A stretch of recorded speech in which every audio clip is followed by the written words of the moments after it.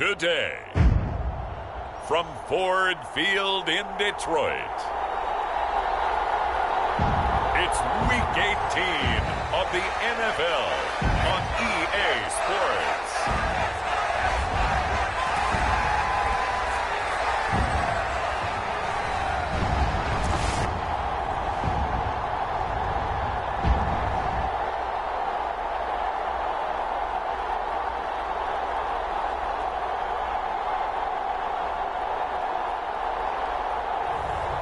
It's the Detroit Lions taking on the Baltimore Ravens. First opened in 2002, there's a look inside Ford Field here in downtown Detroit, the Motor City. It's all about divisional matchups on this final day of the regular season, and we've got a compelling one in store here, as it'll be the Baltimore Ravens taking on the Detroit Lions.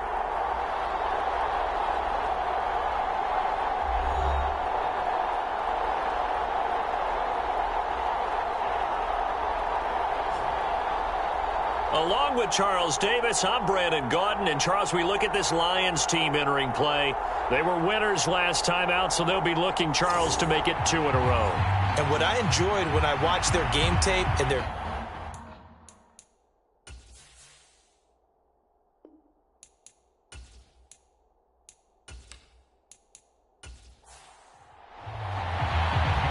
Justin Tucker set to boom this one away. And we are underway from Ford Field.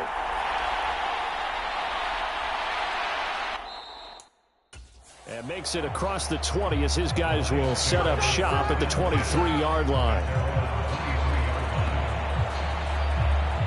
So here are the Lions now coming out for their opening drive. And they're led out by their mobile quarterback out of West Virginia. It's Geno Smith. His game last week reminded me of the old song, accentuate the positive. Because that's about all he did, right? Yeah. 3 touchdown passes, over 300 yards in the air. Receivers happy. And they got the win. Got the win. If you're a running back that likes to catch passes, they're happy as well. Big-time game. Play action. It's Smith. Now he's flushed out left. And right away, he lost the football. And some room to work. And it's picked up by the Ravens.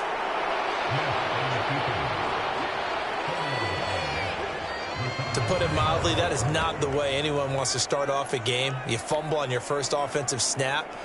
But now what you're worried about is, does that linger throughout the game for your guys on offense? And how's the defense going to handle it? Because no one expects to run out on the field on the first play and have to all of a sudden start to play themselves. So here are the Ravens with great field position to start out. They'll be led out by the former number 3 overall pick back in 2021. It's Trey Lance. And so often when you've stolen a possession, as they just did there. On the first play. Picking up the fumble. The natural inclination is to attack, go after them big. Sometimes what you just want to do is put the ball in the hands of one of your best players and one of their favorite plays and establish your dominance that way. 2nd and 10.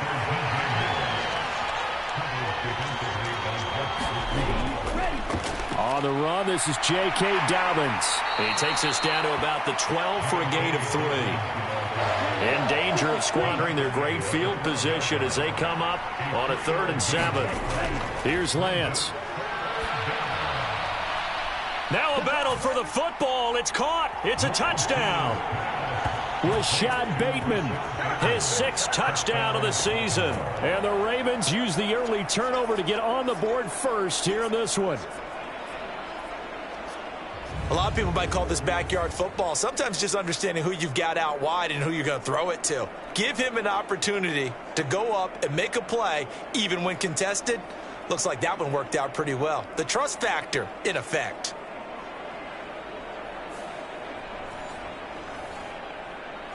And we remember, of course, all scoring plays need to be verified upstairs. And I think they're going to at least take a look at this. They're taking a peek at whether or not those feet were in bounds, and obviously a big call here in the end zone. And not just the feet. How about the hands? How is the ball possessed while the feet are hopefully getting down in bounds? That's what they're trying to look at to see if it all comes together. So they called it a touchdown originally, and this will stay a touchdown after the video review, so they had it right. Tucker able to connect on the extra point, and that makes the score 7-0. So they only needed 3 plays on that drive. And it's Rashad Bateman who finished it all off with a touchdown. Tucker now to kick it away following the touchdown.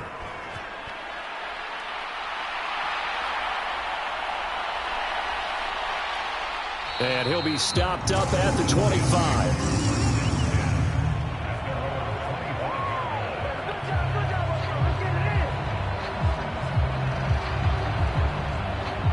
The Lions offense heading out as we give you a look at the playoff race coming into the weekend in the NFC.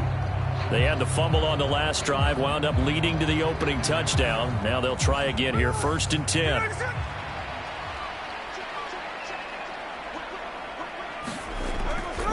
Now it's Smith off the bootleg. He'll leave it for Montgomery, complete.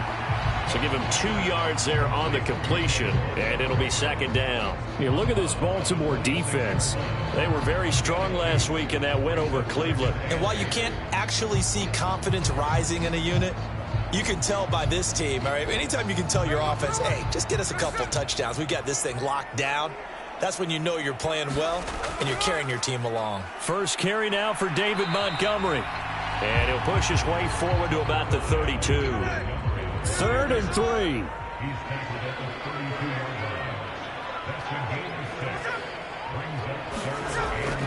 They'll run and hit behind the line. He lost the football. It's loose. And it's picked up by the Ravens. And they will take over at the 29-yard line. Whenever I see a team turn it over on back-to-back drives, fumbles on their last 2, I know one person's blood pressure who is starting to rise, and that's the head coach. Absolutely. And when's it going to go down? When they stop fumbling? When they stop fumbling and after he's assessed the game film, and only if they manage to win the game. Baltimore set to take over here for their 2nd possession of the game. They have to be thrilled with that first drive that got them the touchdown. Now they'll be looking to make it a 2-score advantage here on the road. And you know they spent all week in practice, in meetings, talking about taking an early advantage. Being the road team, going up the score, that takes the crowd out of the game and puts some doubt in the minds of their opponents. Now Dobbins again on 2nd down. And he'll get him inside the 15 down to the 14-yard line. 9 yards to pick up there, and it's a 1st down. He was well over 100 yards last week. He told us this week, a little ambitious, said he wants to hit that 200 mark. We'll see. Makes sense, though, doesn't it? Have we ever run into a running back that had a great game the week before that didn't think that's just going to naturally continue? Just make sure you feed me the football. And that's what they're all about. Continuity, rhythm, number of carries. Just keep giving it to him.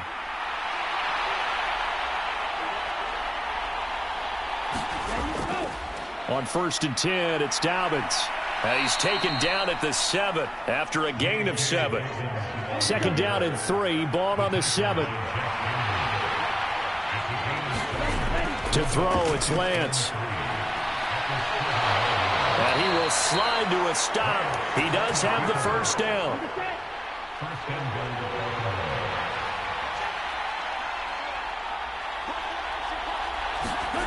And now they'll throw with Lance.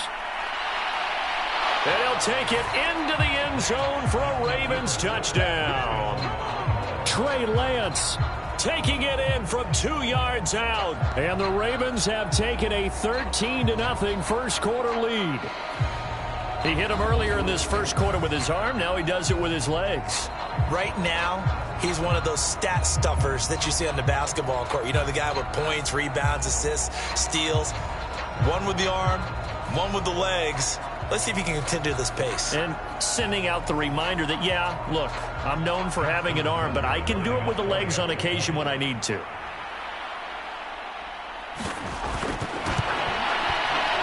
Tucker with the extra point, and it's now 14-0.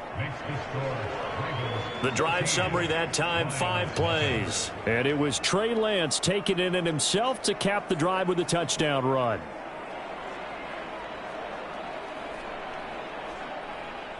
Tucker now to kick it away following the touchdown.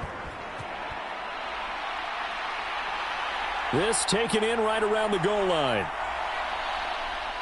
And he'll be tackled just shy of the 25.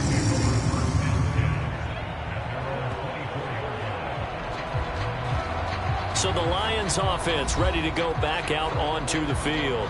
And job one here, Charles, just keep possession of the football. 2 drives, 2 turnovers to this point. You're exactly right, Doctor. Hippocratic oath. First, do no harm. And right now, they're harming themselves on offense. I like that. No one is mistaking me for a doctor, though. But thank you, Dr. Davis. To Montgomery to begin the drive. And the second wave of tacklers is going to get him as they stop him behind the line. Officially, it's a 1-yard loss. That's going to bring up 2nd and 11. You look at this Baltimore defense. It's quite a unit. Number 1 in the NFL against the pass. And how about that last play? Did you see how quickly they got to the ball? Caused a loss of yardage? Yeah, that play shows exactly why their ranking is justified. And now they're just hoping to see more of that. After the loss to start out, here's 2nd and 11. Now Geno. That's caught. It's Sam Laporta. And able to break 1 tackle, but then quickly brought down. But a nice little gain.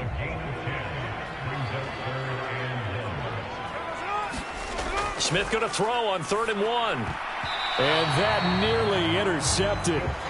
Boy, for a guy known for his hands defensively, that's a ball he probably thinks he should have come up with.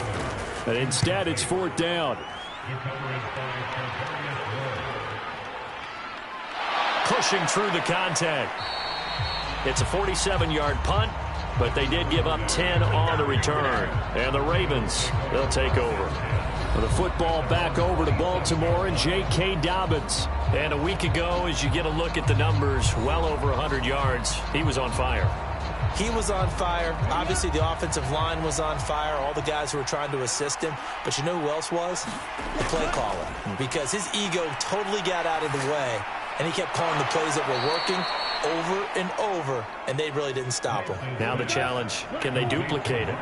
Counting down toward the midway point in quarter 1. On 2nd down, a run with Dobbins. And he'll be taken down right around the 34 after a pickup of only a yard.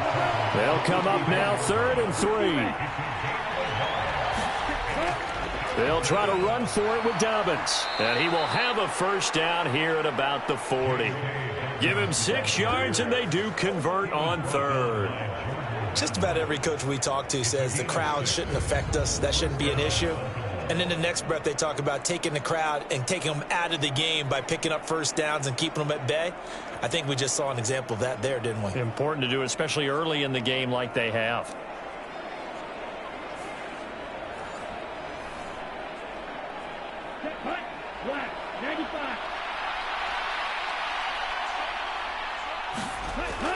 Another run here with Dobbins.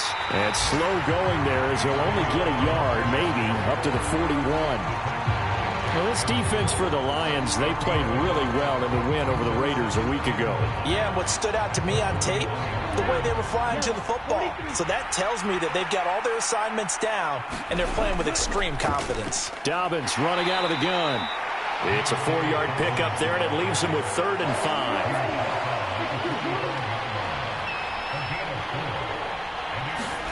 Throwing now is Lance.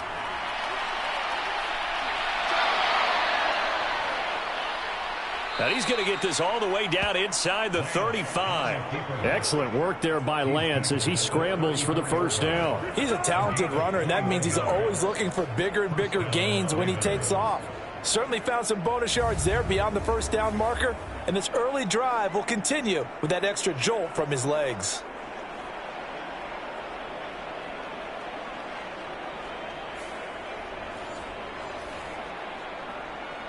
So the ball moves into Lion territory now. Here's 1st and 10 at the 34. They'll run up the gut with Dobbins. This will be stopped about 2 yards shy of the marker. 8-yard gain, 2nd and 2. Lance going to throw. He's got his man. It's Andrews. And it's going to be another first down as they'll get him to the ground at the Lions' 15-yard line. Lance looking to throw it. That went into the hands of Flowers. And they corral him just a couple yards shy of the end zone. The deuce is wild here. 2nd down and 2 with just about 2 minutes on the clock. And they'll try to pound it in with Ricard. And he gets halfway there down to the 1-yard line. 2nd and goal from the 1. Now they'll send a tight end in motion left. Dobbins will take this into the end zone. It's a Ravens touchdown. Well, nothing fancy there, Charles. You had 3 tight ends on the field. They were going to run the football. The defense knew it, but the defense couldn't stop them. And I haven't met an offensive line yet that doesn't get more satisfaction out of running the football into the end zone than pass protecting. They had determination on their side, and they got it done.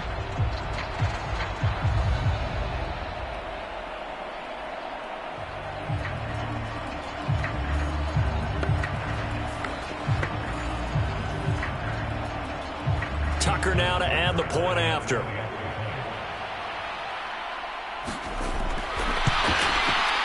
It's good, and before you know it, it's 21-0. So that one a long 11-play drive. And it's finished off by a touchdown run from J.K. Dobbins.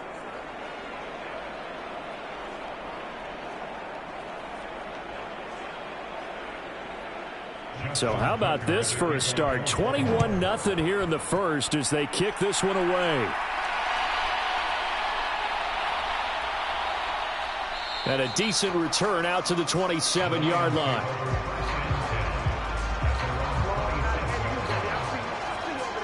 Detroit's offense ready to take over. Well, CD, you kind of feel like they're in a bit of a danger zone right here because now you're down 3 scores, and I know we're in the first half, but the way this offense hasn't been able to generate anything, you feel like they probably need to get something going on this drive, right? Yeah, and sometimes I overuse that this is an important possession. But I think this has to be the possession where they come up with an answer because only a few teams in league history have ever come back from a 4-score deficit. And if they don't score here, that's what they could be facing the next time they get the ball. 3 scores down, not even a halftime yet. They are not getting much generated offensively. They've got to figure it out. It's tough because this defense just seems to be playing with so much confidence right now. They really are. They are on their toes, and they're getting at them. That huge loss on the sack makes this job much more difficult. It's now 2nd down and 22 yards to go. Geno now to throw. And connecting here with DJ Shark.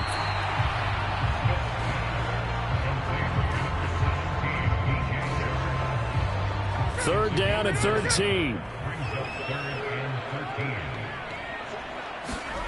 Smith now to throw. Rifles one, and that's going to be intercepted. Picked off by Marlon Humphrey. And he's able to get it back to the 33-yard line.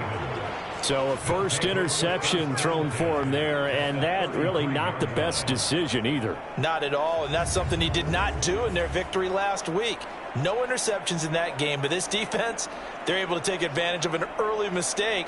Now let's see if they're going to turn it into points.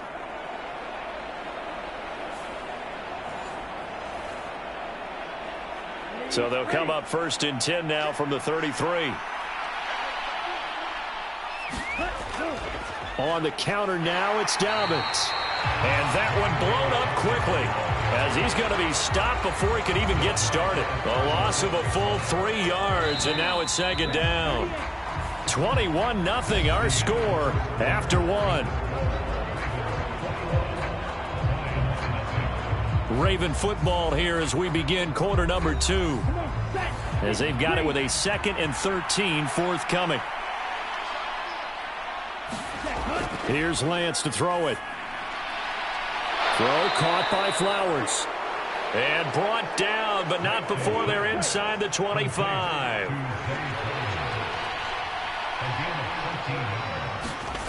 Throwing on 1st down is Lance. And he's going to go down. He's sacked back at the 24.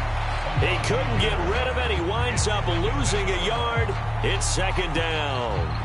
I think this defense, Charles, realizing the deficit they're facing, they're going to have to step up and make more plays like we just saw there. Yeah, those are the type of plays that can focus a defense because, as we know, they've had their trouble so far in this one. But they just proved to themselves that they can get to him, and I expect them to continue to bring that type of pressure in order to try and turn around their fortunes. Ball at the 24 and a 2nd and 11. Now Lance. He'll check this down to Dobbins out of the backfield. And they'll bring him down at the 18-yard line. The Ravens on 3rd down. A perfect 3 for 3 as they look to keep that streak going. This will be 3rd and 6. And Lance now to throw. And he will slide to a stop. He does have the 1st down. The drive stays alive. A 3rd down gain of 8. Certainly not a positive sign if you're the D coordinator and you see your guys give up that space so early in the game. 3rd down, that's when the clamps are supposed to come out, but his ability to create things with his legs makes things difficult.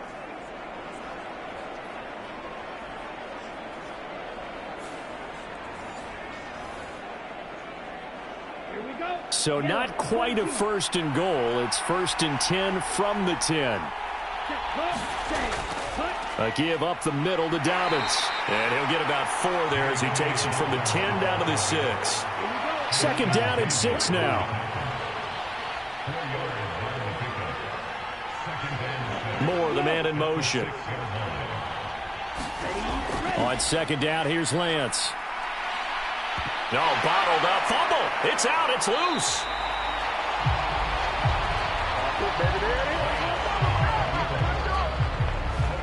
We hear them discuss red zone efficiency a lot, CD, and they almost gave that one up in the red zone. Luckily, they'll have another shot. And you and I both know that every offensive coordinator, play caller in the league, they take particular delight in their red zone calls because those are the payoff ones. But you can't call a play if your team doesn't have the ball. Got to secure it.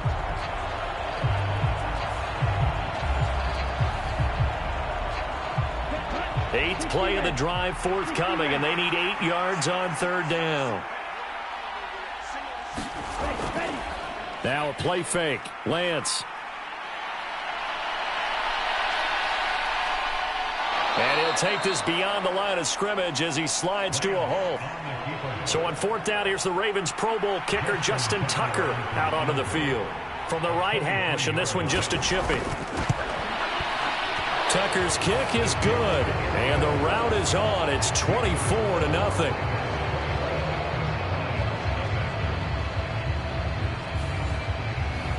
So they get the turnover in plus territory. The drive stalls out, but still able to get 3 out of that. Yeah, we were able to see an offense and a defense kind of mix and match with each other, didn't we? Both of them trying to make sure that they have the upper hand and the advantage. Offense trying to get to the end zone. Defense, of course, trying to hold them to a field goal attempt. And it wasn't a guaranteed lock 3 from where they started. So, you know, the offense has to be happy to come away with those 3 points. And as this offense makes their way back out, NFC playoff race time, we give you a look at what's going on there. Coming out with a jumbo package to start the drive. Well, still early in this one, Charles, but the last time this offense was out there, they threw their first interception of the ball game, so trying to avoid repeating that mistake here on this drive.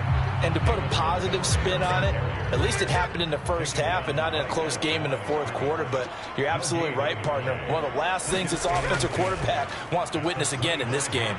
Kind of an obvious question, Charles, but anything you try to avoid after your first pick, or you say it's 1 interception, we're still in the first half, I'm going to do the same thing? I think you want to avoid playing scared, you know, and put it into the mind of the quarterback that you've lost confidence in him. Make sure you get some throws that he's going to be able to complete, make him feel good about himself, and continue to run your offense. Throwing on 3rd down, Smith. And the Raven pressure too much. Down he goes. David Ajabo able to get him down for a loss of 11. And it brings up 4th down. This offense continues to shoot themselves in the foot. And here another sack. All game long, we've seen missed assignments which have led to turnovers, sacks. This group has not played well at all here in the first half.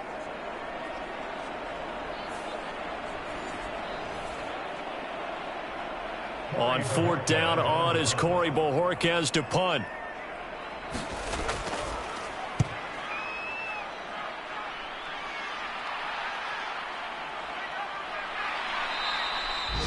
They call that a punt of 38 yards officially. And out will come the offense as they take over.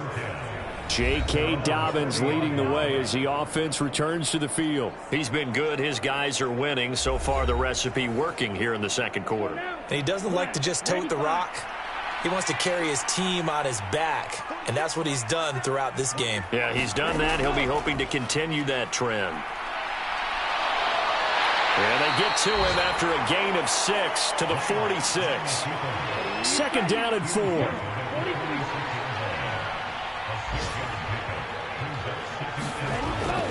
Now a handoff for Dobbins. And a strong run that time as he's across midfield and down to the 43.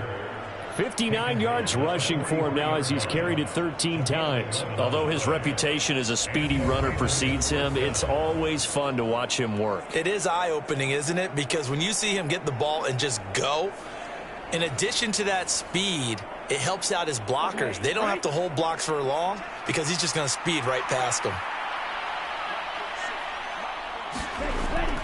Right back to Dobbins on first. And good work there in open space. And he's got this all the way down now to the 32. 11 yards there, just like last play. I'm not sure how much more evidence they need, partner, than to understand that if they don't start to slow him down, it's going to be a long afternoon here at the stadium because he is just shredding them at this point. And let's face it, coming into the game, they knew he would be the focal point of their attack. This is going to take an 11-man unit on the defensive side to start making plays. From the 32 now, here's 1st and 10. Shotgun now for Lance. A short throw caught by Andrews. And they'll get him down after a pickup of 8. 2nd and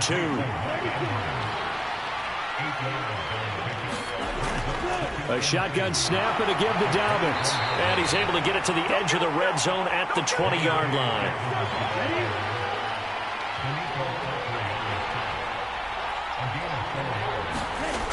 Lance now on 1st down. That's complete to his receiver, Bateman. And he gets it inside the 10 to the 9.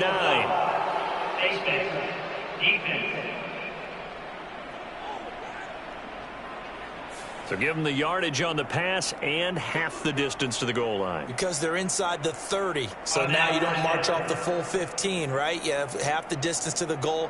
In any event, that's precious real estate given up. So the face mask moves him closer, and now 1st and goal. Here's a give to Dobbins. And he'll get this one back to the 5-yard line, but no further than that. A line of scrimmage, once again the 5 as they get ready for 2nd and goal. Pitching it out to Gibson. And he will push his way forward down to about the 3-yard line. A chance to really put this game out of reach. Here's 3rd and goal. Back to throw. Lance. And he is into the end zone for a Baltimore touchdown. Trey Lance. A 3-yard touchdown run. And the Ravens are able to widen their lead here in this first half. They were looking to pass the ball there, but they forgot to account for the man with the football. Yeah, I can hear people right now saying, well, why don't you have a spy in your defense, someone who will dance with him and go where he goes? Well, oftentimes if you utilize a spy, you've taken away someone in coverage as well. And oftentimes, the spy, not as athletic as the guy he's trying to keep up with, so he gets defeated anyway. And he turns 3rd and goal into a touchdown. Now Tucker to add the PAT. And the route is on here in this first half. So that drive goes 8 plays. And it was Trey Lance taking it in himself to cap the drive with a touchdown run.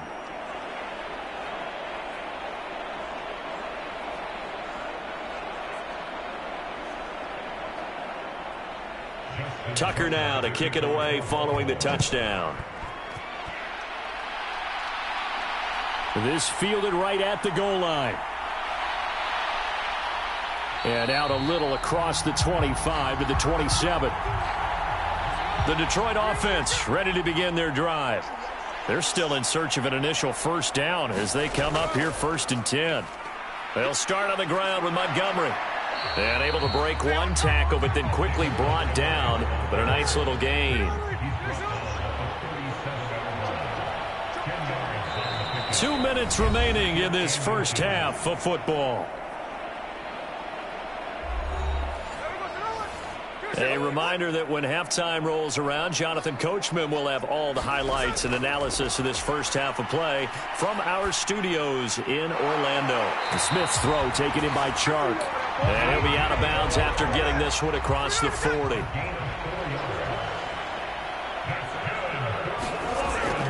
They'll fake the handoff. Now Smith.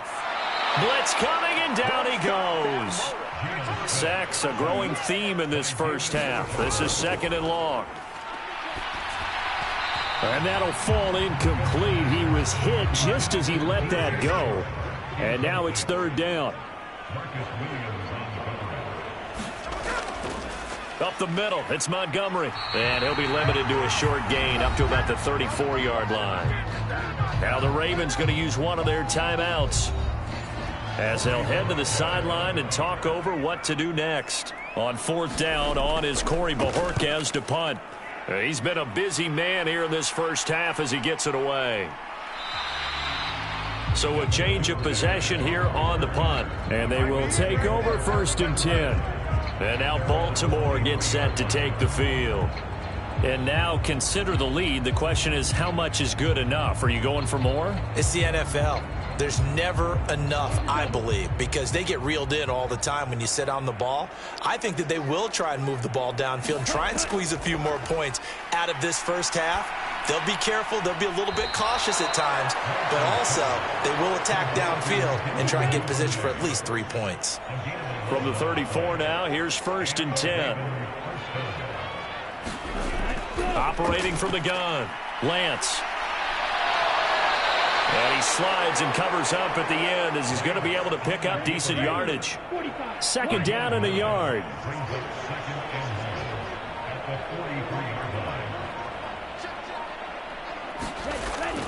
Looking to throw. Lance. Oh, he tries to force it in, and it's intercepted. And he's able to get it back to the 41-yard line. So first thing that crosses my mind is, why didn't they just sit on the lead and take it to the locker room? They're in good shape. Absolutely. And from this spot on the field, now you've given the other side a chance for points here going into intermission. Yeah, you changed the momentum of the game, and it's something you did not need to do. And the Lions going to go back on offense one final time in this first half. And they'll start with a short field following that turnover as they look for points here before the break. After the interception, here's Smith.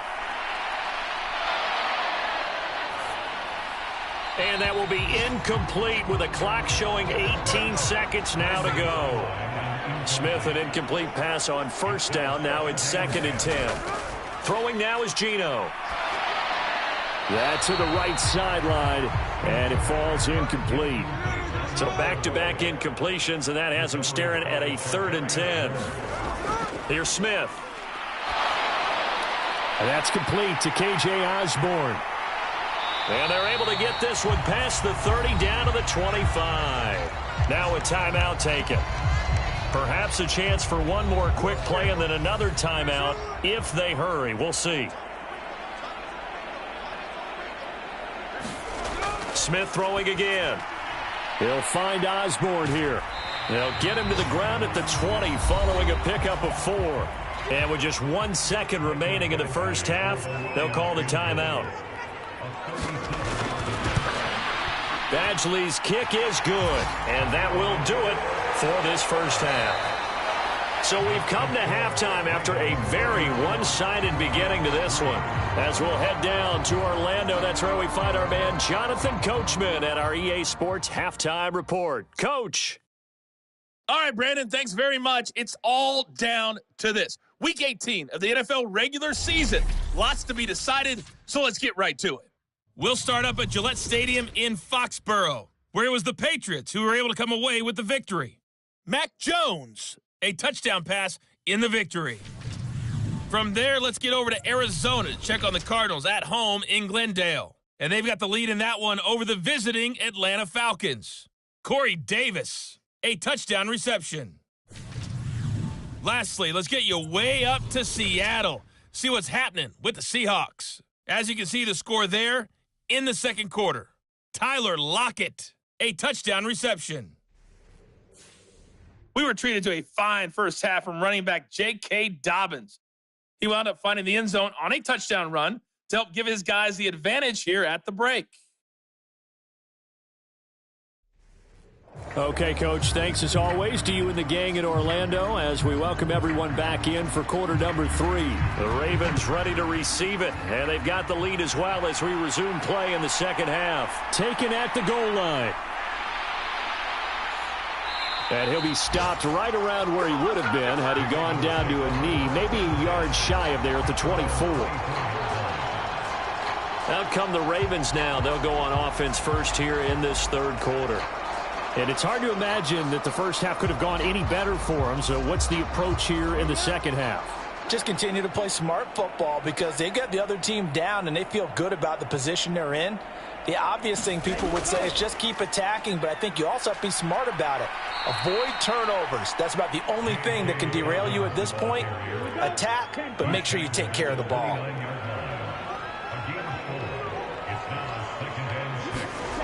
Lance to throw on second down here. That's caught. It's Flowers. And past the 40 before he's out of bounds. 2 catches in the first half. Now he's got a third here, and it's good for a first. This offensive game plan has just been sensational. I mean, when you think about all the different ways they've gotten their receivers open so far, it's really been impressive. Scheme, design, execution.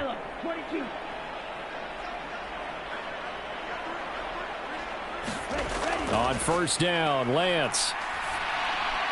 And he slings one that's incomplete. So now 2nd and 10 after the incompletion on first down. Throwing again, Lance. And this one incomplete. Too much contact to hold on to that one, and it's 3rd down. They'll look to throw again.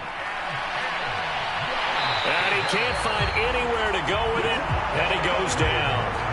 Darrell Taylor in there to get him for a loss of 3, and it will be 4th down. To me, the defense was looking a little gassed near the end of the first half, but they come out of the locker room with a little extra spring in their step. Wonder what they did at halftime to get them so motivated. I don't know, but that sack looked good. Now let's see if they can build on the momentum of that play.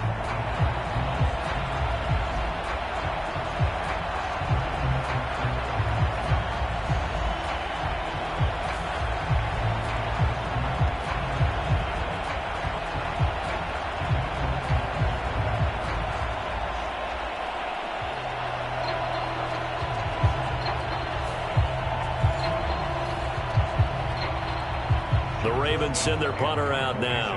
And the way this offense has moved the ball, he hasn't been needed till here in the 3rd. They only punted twice in the win last week as he gets this one away. And this one hits at the 3 and then bounds into the end zone for a touchback. So we get a look at the Lions offense as they get ready for their first possession of the second half. CD, they certainly know the hole that they face as they begin the second half. They have to do what precious few teams have done in NFL history, and that's try to come back from a 4-possession deficit. And, partner, you know as that team gathers, they're saying to each other, you never say never, right? Because if you're on an NFL roster, that's how you have to think. You can always come back and win a ball game. And let's face it, we saw a certain Super Bowl, a 25-point lead late, that wasn't enough to put someone away. But that being said, this task is near impossible. Let's face it. And bottom line is, it officially becomes impossible if this possession is an empty one. And he is going to have a Lions first down. It won't be by much. He needed 3, and he got 3, barely. But the mark shows first down.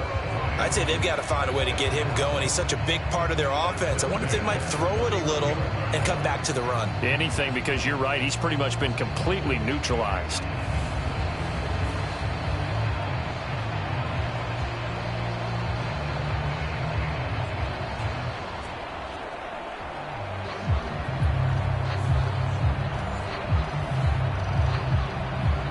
Line of scrimmage, the 31 now on 1st and 10.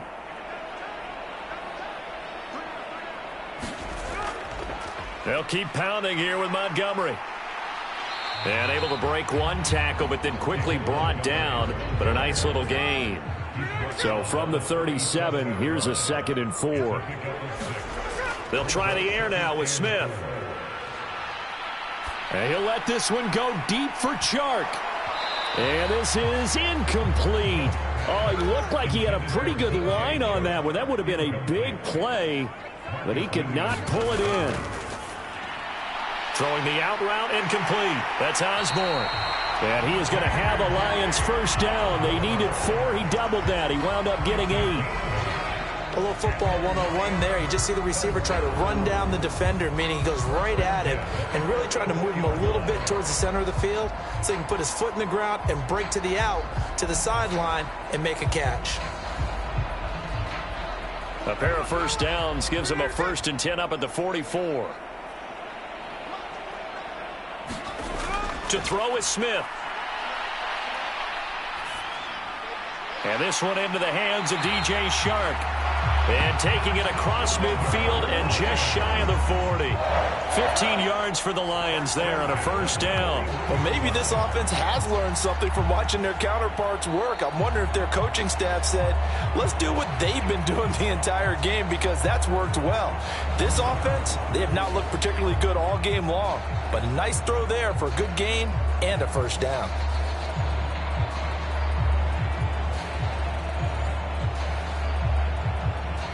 Still in search of their first touchdown of the game, but they're on the move. 1st and 10.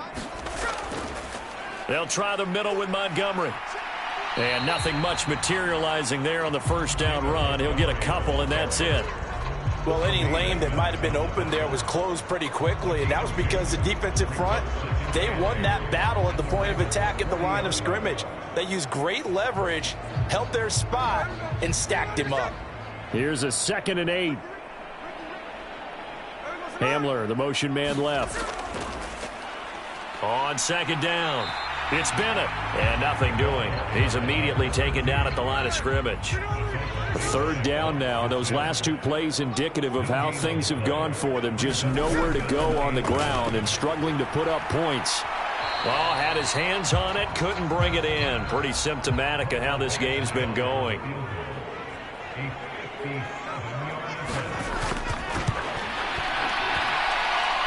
He had the distance, but it's no good. Wide to the right, and they will remain well behind.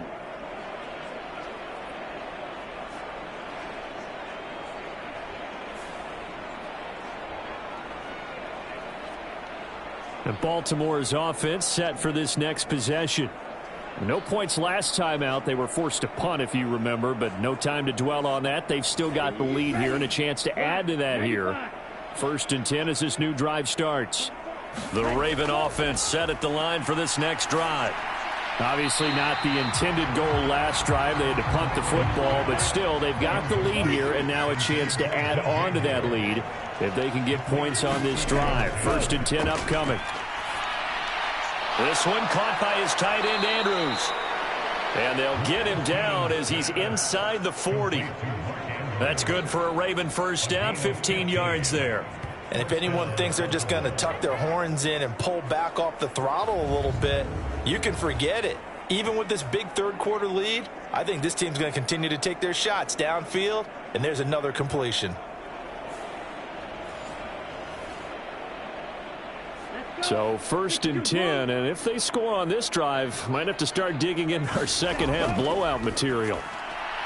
Now a throw here to his running back. And this time not quite to the 30. It'll be down at the 31-yard line. From the 31, here's 2nd and 3. Here's Dobbins. That's strong running. And inside the 20 before he's brought down.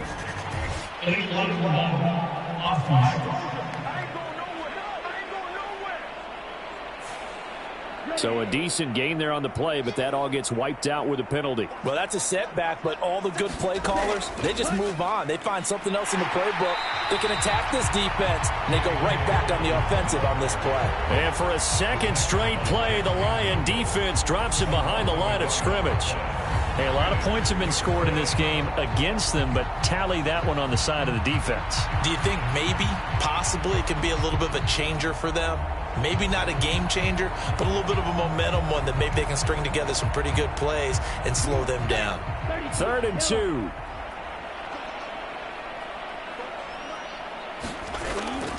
On 3rd down, here's Dobbins. And he'll be taken down, but he does have first down yardage. Got what they needed there. The drive continues with a 9-yard pickup. Well, they gave themselves options there on the 3rd down play, and were able to convert on that RPO. Shows a lot of trust with the guy taking the snap, doesn't it? Because you're counting on him to make the right reads and give the ball where it's supposed to go. And he did on that play.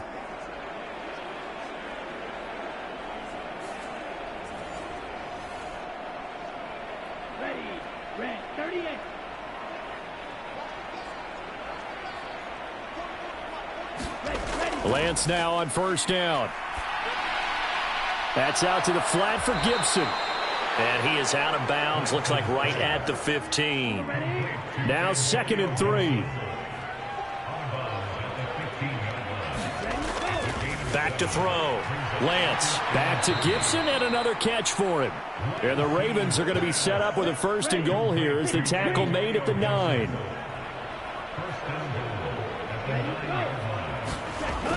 They'll run with Dobbins. And finding room to work, he's down to the 2-yard line. From the 2 now, 2nd and goal.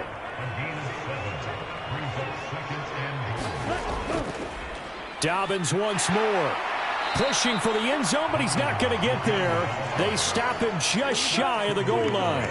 3rd and goal as they look to pour some more salt in the wound. They'll try to run with Dobbins. And he'll get in. Touchdown, Baltimore. J.K. Dobbins with now 15 rushing touchdowns on the year. And the Ravens have taken a 5-touchdown lead. So they brought the extra bulk in down on the 1-yard line, and they're able to push this one across. Yeah, I can just see your face right now because I know we're mind-melding on this one. Coach Madden would love this. Power football, hat on a hat, chest to chest, driving forward, touchdown. Tucker now for the extra point.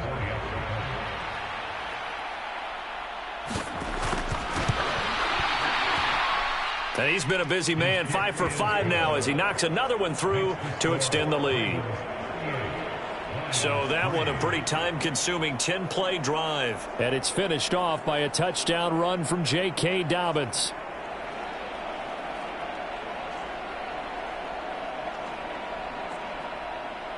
Tucker now to kick it away following the touchdown. This taken in at the goal line. And he will make it to the 20-yard line and no further.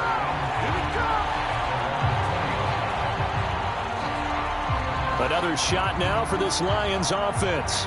Well, we're still in the 3rd quarter, so there's some time to kind of clean this up and make it look more respectable now. Or win, that's probably gone out the window, Charles. But I don't know. Do you look at this as a time to just improve and maybe start to look towards the future? I think you have to find something to play for, something to grasp onto until the clock runs out. But, Brandon, we've been around this game a long time. This is an outlier. You don't get many blowouts like this no matter how the game looks on paper going in. This one has turned out to be everyone's worst nightmare realized. Now Smith, his throw incomplete. So the failure to connect on 2nd down, that leaves him staring up here at a 3rd and 8. A shotgun snap for Smith.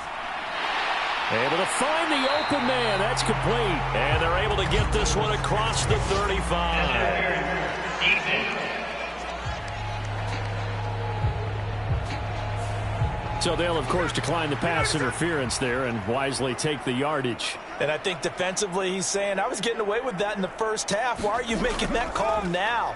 But to me, that one was pretty easy to see. I don't understand what he's upset about. I think it was the correct call.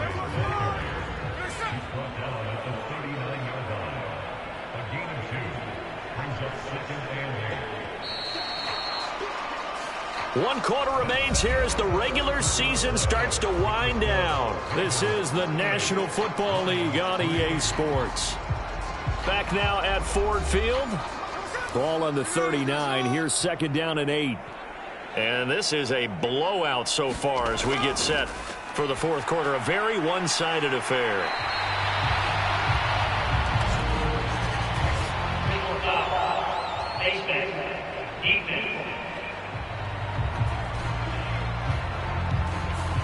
So that'll change things a bit. 15 yards added on. Going to put him on the other side of midfield.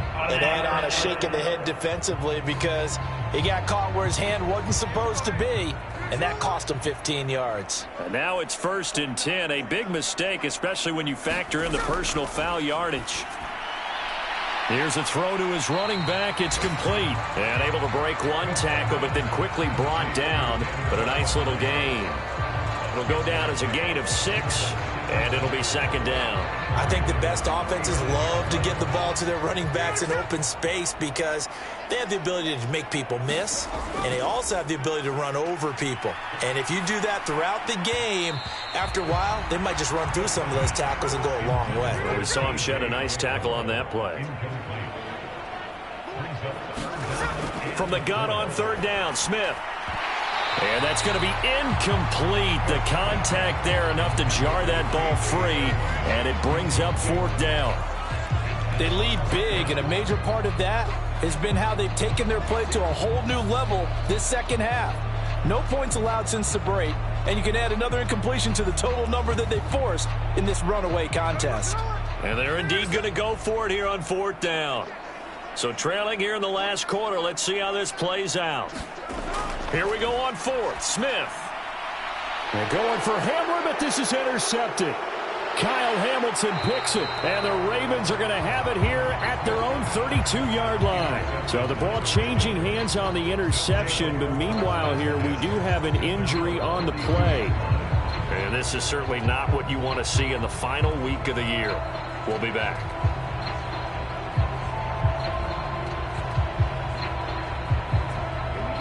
The Baltimore offense at the line, set to get going.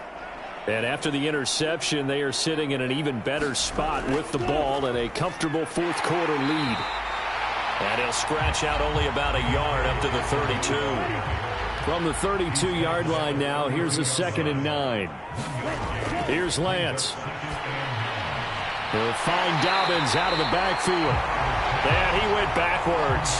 He'll be down at the 30. It'll be a loss of 2, maybe 3 on the play, and they'll be facing a 3rd and 12. Well, Brandon, we could see that play developing, and they were hoping that he was going to be able to put a move on the first guy and turn it into a big play. But no such luck. The speed on defense continues to get better and better in the NFL. Pretty nice example there of those guys being able to run from their assignments and finish off that play. Now Lance on the bootleg. They'll roll him out right. And he works his way past the line of scrimmage and then slides to a hole. 5 yards that time out of the scramble. But now they're looking at a 4th down situation. The Ravens send their punter out now as he'll punt it away for the 2nd time.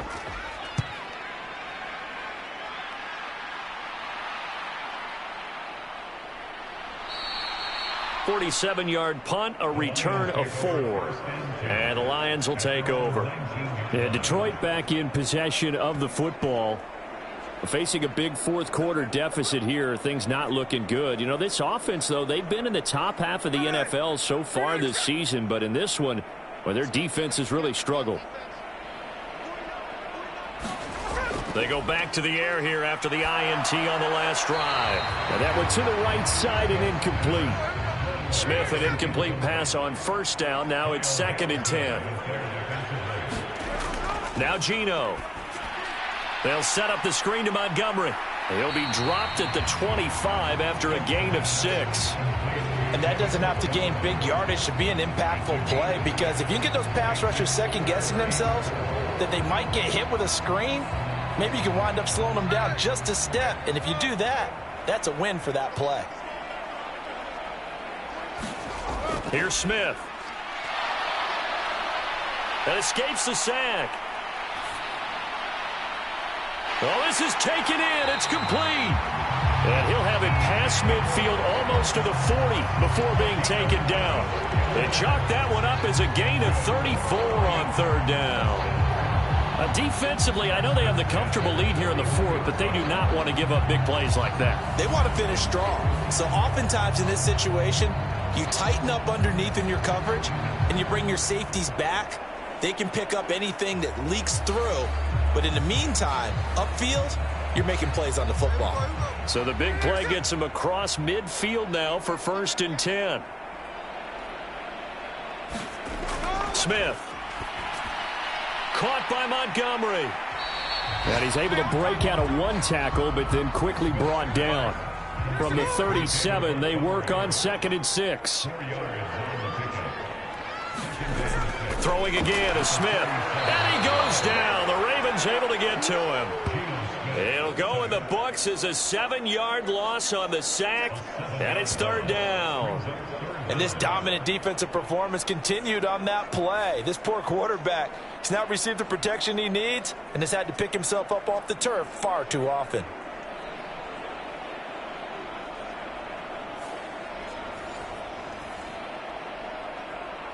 Now a tough spot for Geno Smith and company after the sack. It's 3rd and long. They'll look to throw here. And he'll let this one go deep for Chark. And unable to connect. Incomplete. I'll give them credit. They took their shot, but it's going to bring up 4th down. That's coverage you'd expect to see in a tie game late. Not in a lopsided game like this. They are not letting up. Desperation time for Smith on 4th down. That one let go deep for Laporta. And it's incomplete. They cannot convert, and they turn it over. The Lions turned away on 4th down, and the Ravens are going to get the football back. Well, that's another mistake there on the drop pass on 4th, and we've seen them do things like this all game. It's not hard to figure out why they're down by that deficit. They haven't made plays that are going to keep them in the game or win the game all game long. That's another example right there. It all boils down at the end of it to execution. Either you make the play or you don't. They've got good starting field position as they come up here 1st and 10 at their own 44.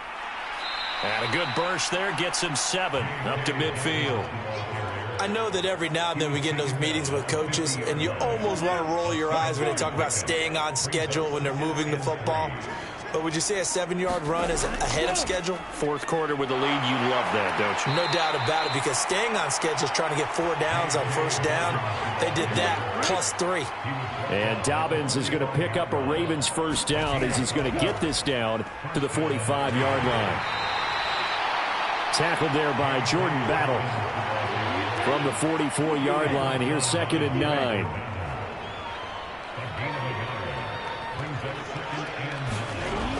They'll go again with Dobbins.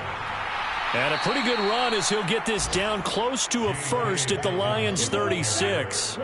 And this offense on 3rd down today, they've been really good, converting 7 of their 10 tries.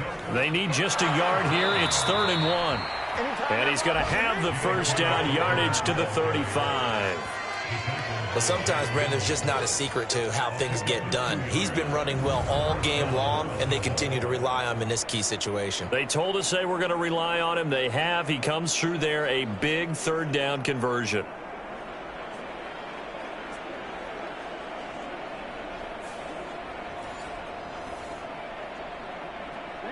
All runs on this drive so far. It's 1st and 10.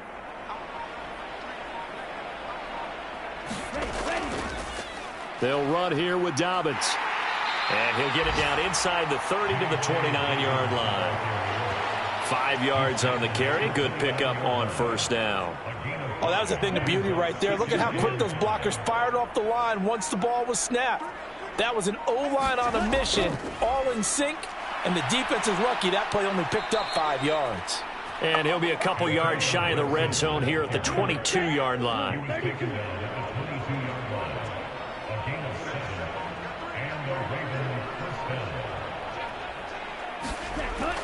On 1st down, right back to Gibson. And not a whole lot of room to operate there on the 1st down run. He gets maybe 3.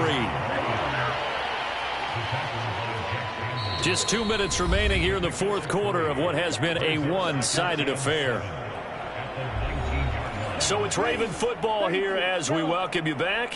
They've got a second down now as they look to salt this one away. On second down, a run with Gibson. And still about 3 yards shy of a first as the 4-yard pickup brings it to third down.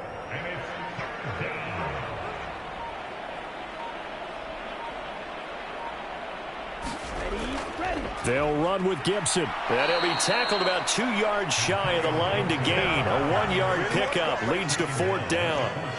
Now that was a big-time play by the defense. They as well knew where the first down line was, and they didn't let them get anywhere near it.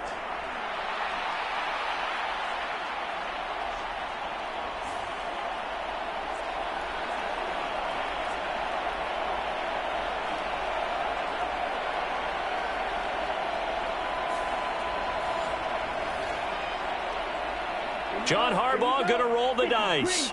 They're going for it on fourth down.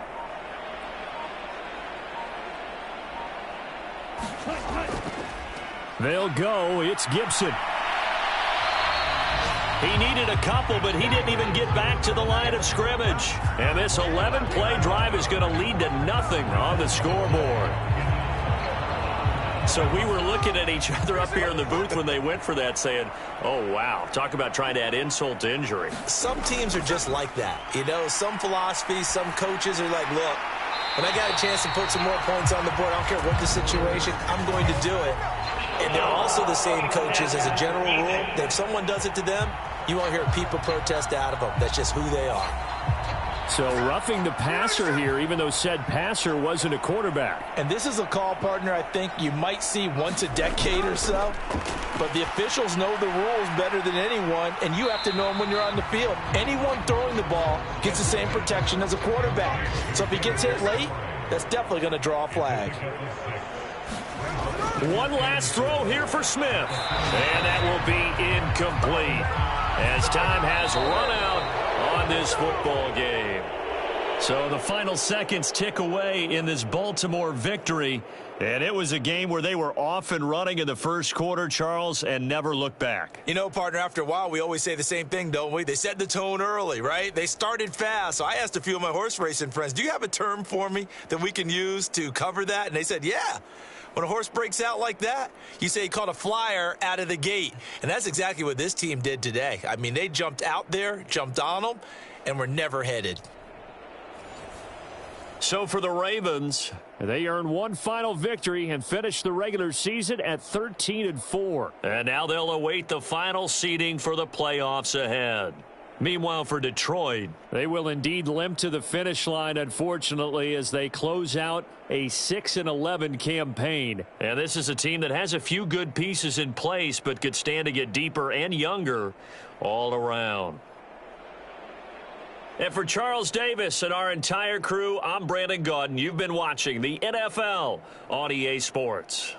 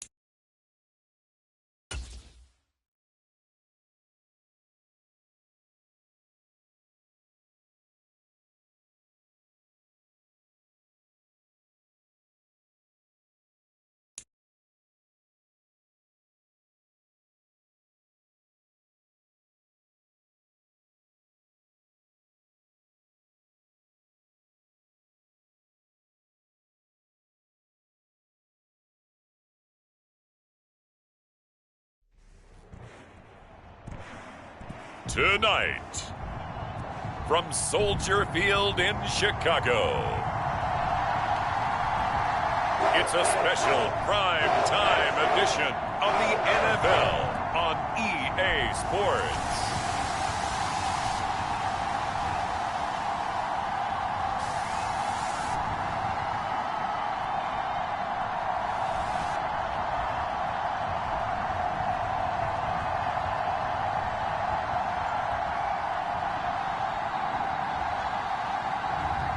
It's the Chicago Bears taking on the Los Angeles Chargers.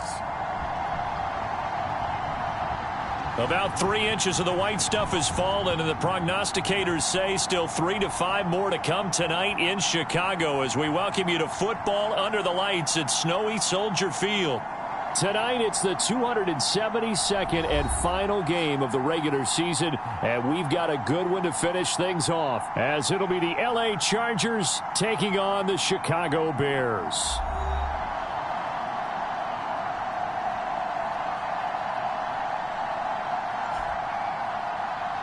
Welcome again, one and all. Thanks for tuning in. I'm Brandon Gaudin on hand alongside Charles Davis. And yes, the storyline here, the weather. Snow and more of it expected as this game continues. So how will that impact how this one goes? Can these teams ignore the distraction and the strangeness of playing in a snow game? Because it actually affects the crowd as well.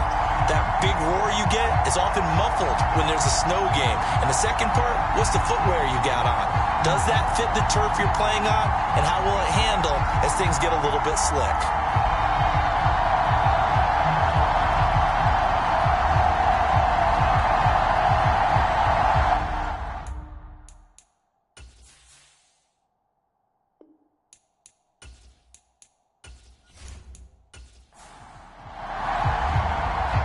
Here now to get us started is Logan Cook. And off we go to wrap up this Sunday of action.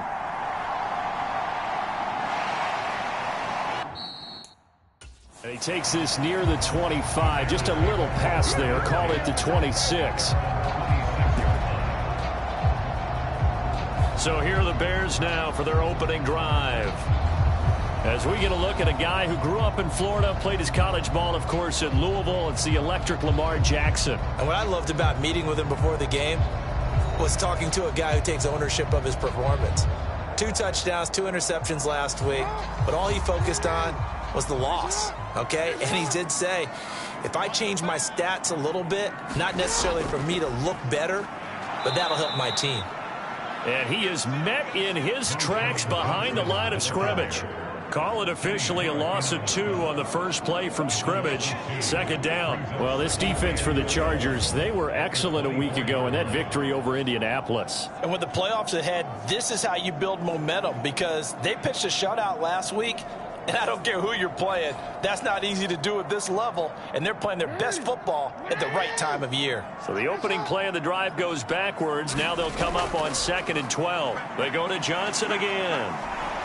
And he'll do a nice job here just to fight his way back to the line of scrimmage. And this opening drive not going to plan. This is now 3rd and 13. From the gun, it's Jackson. The throw to the left side, caught by Coleman. And he'll be brought down at the 28, and that is well short of the first. So instead of giving them another 3rd down, they'll decline it, brings up 4. Now that's smart football right there. You don't even have to really spend a lot of time considering it. Just know that you're probably going to get the ball back. Good job declining that penalty. Fielded at the 20. It'll be a 48-yard punt. 5 there on the return. And it'll be Charger football here as they take over. So here come the Chargers as they get set for their first drive.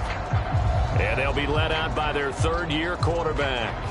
And for how good he is throwing the ball, it's his running that makes him so dangerous. He had a couple of touchdowns on the ground in last week's game, so we'll see what they dial up for him for this one. Come on. Hey, lady.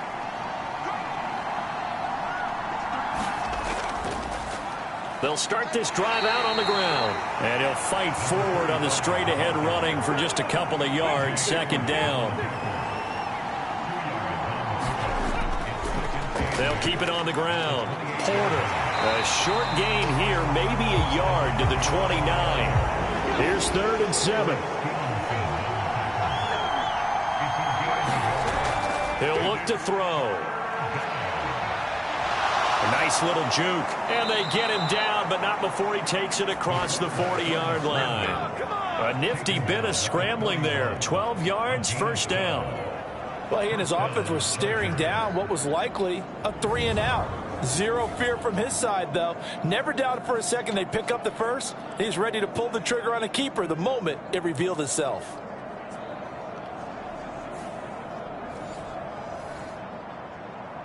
Ready? Look at 19.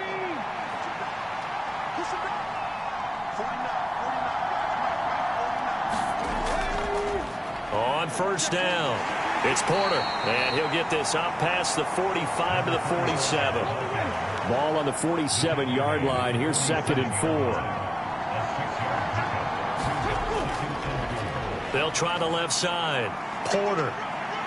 Oh, he sheds himself free. And they're well past midfield, just a yard or two shy of the 40.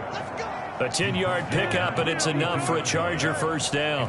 The Chargers at 13-3 now on the year. And they coming on a pretty good roll here. Winners of 3 straight. And even though it's the offense with the ball now, how about that defense last week? They pitched a shutout. It was really more like a no-hitter because they absolutely dominated that game from the opening whistle. An absolute masterpiece. All runs on this drive so far. It's 1st and 10. Now they'll switch it up here and look to throw. He'll get this complete to Kadarius Toney. And he's going to get this down near the 30-yard line. So 1st and 10 now from the 30. From the shotgun, he'll look to throw. Pass complete. George Pickens with it. He'll be dropped at the 25 after a gain of 6.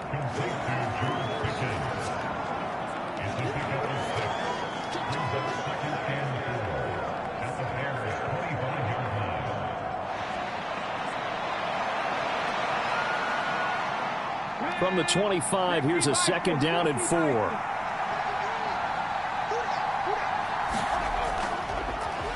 Up the middle they go. It's Porter. Absolutely nobody fooled there. He's going nowhere fast as he stopped behind the line of scrimmage. A loss on that play, and now 3rd down gets tougher. 3rd and 6. With his size, he's a tough man to bring down, but they do a nice job there stopping his progress and not allowing him to get back to the line of scrimmage.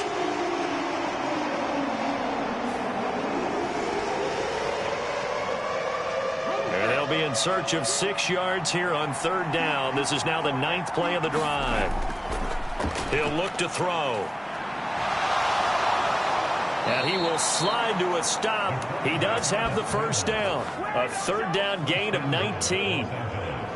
On 3rd down, he obviously wants to throw the football, but there's nowhere to go with it, so he takes off and goes. And now does he get to the first down marker? He blows right past it and picks up big yardage. Partner, that's a great bit of improvisation. Here we go now on 1st and goal.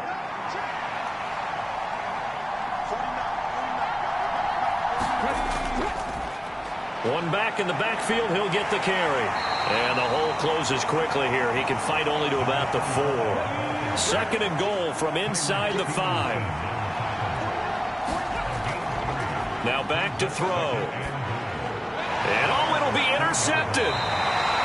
And the Bears are going to get the football here as the ball will come out to the 20. Well, Brandon, as they say in popular culture, this one's going to leave a mark because they can see the end zone, but it'll stay out of reach because of their error. All their offensive teammates have to give the quarterback right now, offer a little bit of encouragement because what's done is done. Let's get him next time out. The Bears offense making their way out as we give you a look at the playoff race in the NFC. And they have secured that spot in the playoffs, clinching the NFC North Division, in fact. So for the moment, they would be hosting a wild card game in round 1. And I think it is cause for celebration. Let's not get hung up on the fact that only one team now gets a bye in the first round. Win your division, get to the playoffs, celebrate that. And by the way, they are guaranteed a home game. That's a good way to start the playoffs. Well, you had to punt on your first drive, and on the first play of the second drive, you end up going backwards. I would dare say they need something good to happen right here, right now.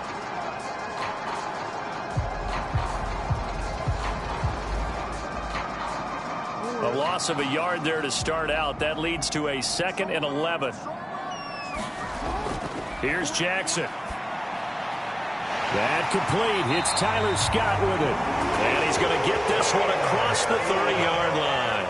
So they'll come up 1st and 10 now from the 33.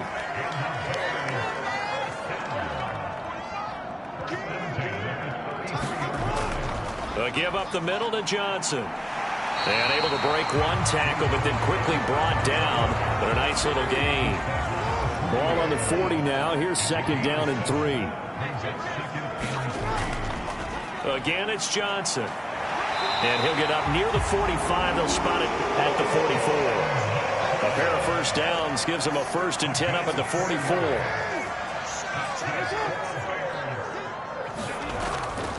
Up the middle, Johnson. And he'll manage to pick up about 4. It's 2nd down.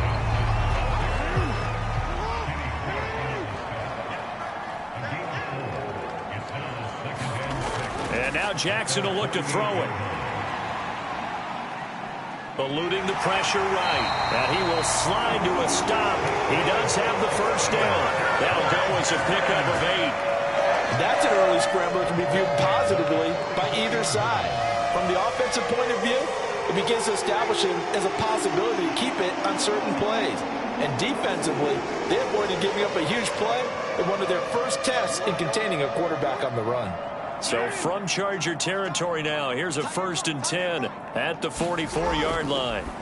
To throw is Jackson. Now a quick throw there, but it's going to be incomplete. 2nd and 10. Here's Jackson to throw. This one complete to Coleman. And he's brought to the ground with another first down at the Chargers' 34-yard line.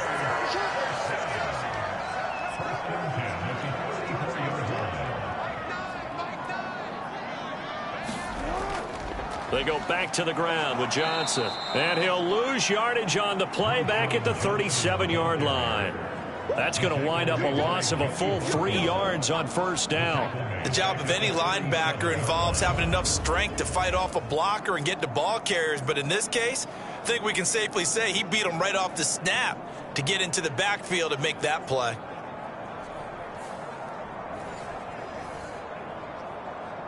That loss of 3, a rare stumble on a promising drive. Here's 2nd and 13. Now it's Jackson. Now a screen set up for Johnson. Give him 3 on the screen. He couldn't break free, and it's 3rd down.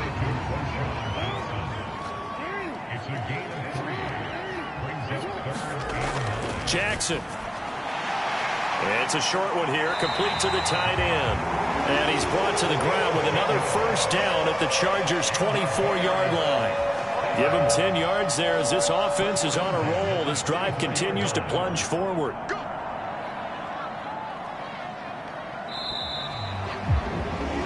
We're scoreless after 1. Back in Chicago, ready for the 2nd quarter. It's the Bears in possession as they've got it with a 1st and 10. Now it's Jackson. Coleman has it here right side. Touchdown, Bears. A great effort there. His 5th touchdown now on the year. And the Bears post the first points of the ball game as they take the lead here in this 2nd quarter. Well, we had the scoreless first quarter of play. We sure didn't have to wait long into the 2nd quarter to get some action on the scoreboard. So was the first quarter a feeling out process? I mean, that was an interesting quarter, wasn't it? Because we had some action, we had some good play, just didn't have any points. So now it's game on. The point after, no gimme in the snow, but it's up and good. And it's now a 7-0 game. That one in the books as a 12-play drive. And it culminates in a touchdown for Chicago. The Bears send the kicking team out there, and they will send this one away.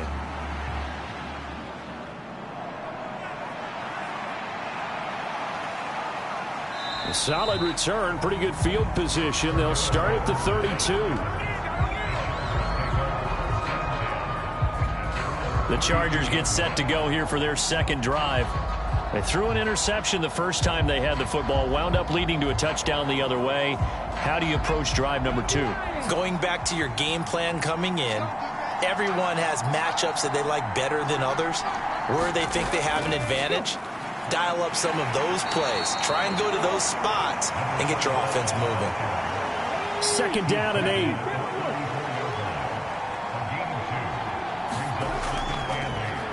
They'll keep it on the ground. Porter. And he is going to lose yardage here. He lost 2 there, and it's third down. This defense has really flown around in the first half. They've gotten to the ball carrier before they can really get started. Offense got to come up with something else in order to try and get this running game going.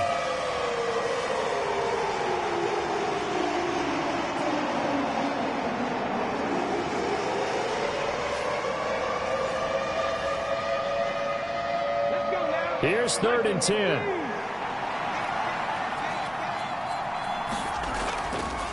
They're going to look to throw. And able to catch it on the left sideline, but they're going to rule him out of bounds. So it'll be incomplete. Certainly one they'd like to have back as it brings up 4th down. Well, they've moved the ball okay here in these first 2 drives, but this one's going to, again, amount to nothing. They've got to start dialing up some plays that allow them to finish drives with points.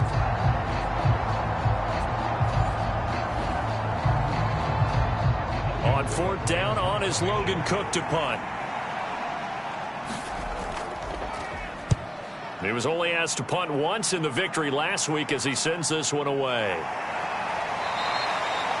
It's a 42-yard punt. They keep him to just a yard on the return. And the Bears take over. The Chicago offense set to get started. Things progressing to plan so far. Their defense has been solid, and they've got themselves a 7-0 lead after the touchdown the last time they had the ball. And this is no time to even think about, hey, are we going to milk the clock? Hey, are we just going to do ball control?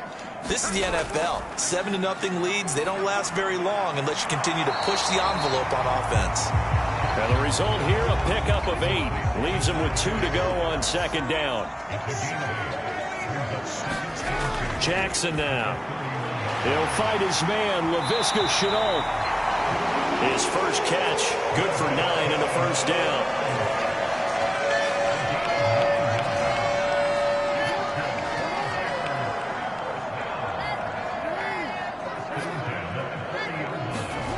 Throwing is Jackson. Throwing deep here for Coleman. And it's incomplete. Took a shot, couldn't connect. Now it's 2nd and 10.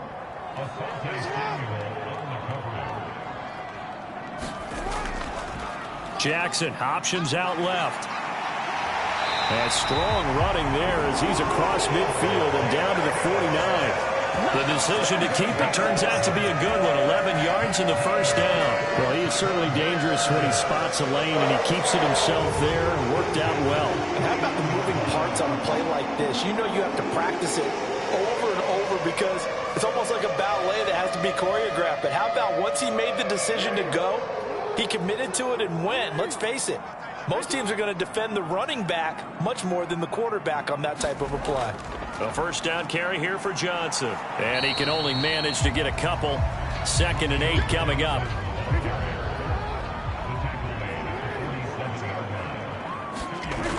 Jackson from the shotgun. And a quick throw here, that's complete.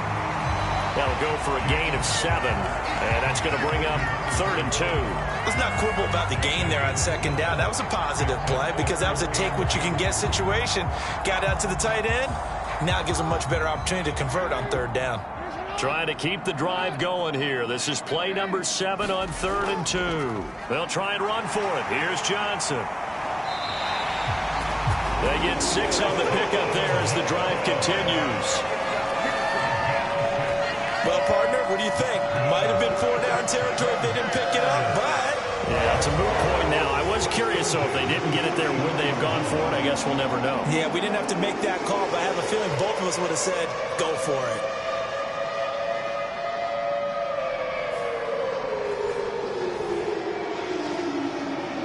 From the 34 now, here's 1st and 10.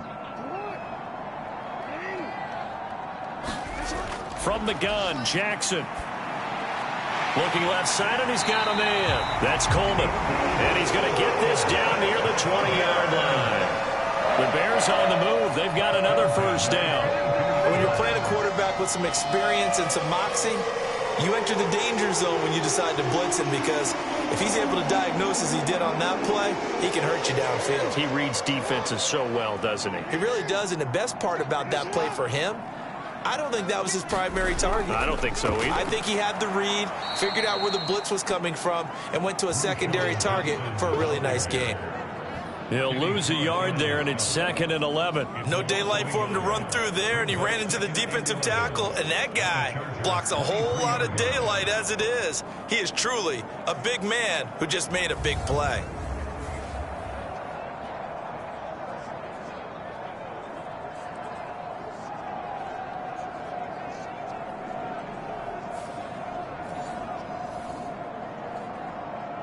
Maybe just a slight detour on what's been a strong drive. Here's 2nd and 11. Jackson. And that's going to be incomplete. The Bears on 3rd down. They've been okay, 2 for 3 thus far. This is 3rd and 11. Now Jackson.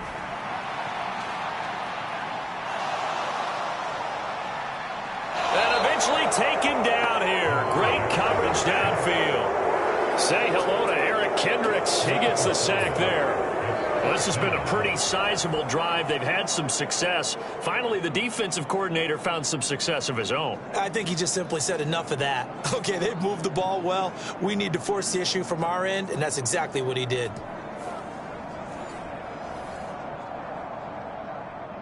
Riley Patterson now on for the field goal. From the right hash, this from 44 yards out. Patterson's kick is good, and that will extend their lead even further.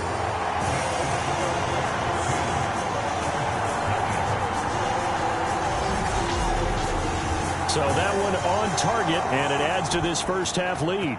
And maybe we're too early to worry too much about 1-score lead, 2-score lead, etc. But this is where you kind of start banking those points that come in helpful later on.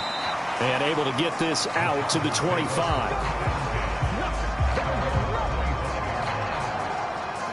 L.A. set to take over again on offense. And this not an easy situation. You're down early, in the elements, you're on the road. How do you get the mojo back? Well, one thing is to remember that as an offensive player, you have a much better idea of what you're trying to accomplish and where you're trying to go than the defender. So in this case, because you know it, you can make your cuts with a little more decisiveness, maybe a second fake, some double moves, things of that nature, to go ahead and try and put some pressure on the defense. A gain of 11 to kick off the drive, and it's a quick 1st down.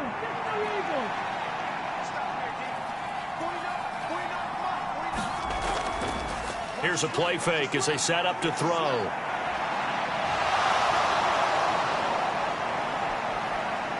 And he's going to be out of bounds inside the 25-yard line.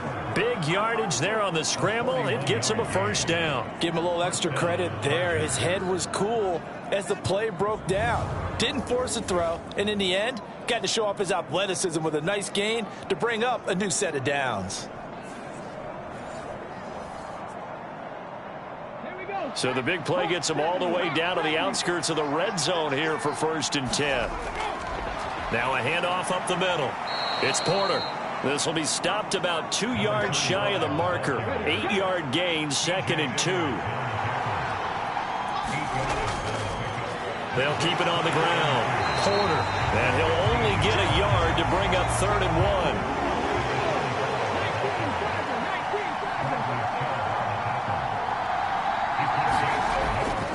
1. They'll try and run for it with Spiller.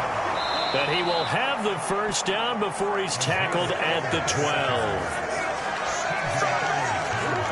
That's quite a spot there for his first carry of the game, but obviously they had plenty of faith in him, didn't they? No question about it. And here, why not go with the fresh legs? Able to push forward, pick up that 1st.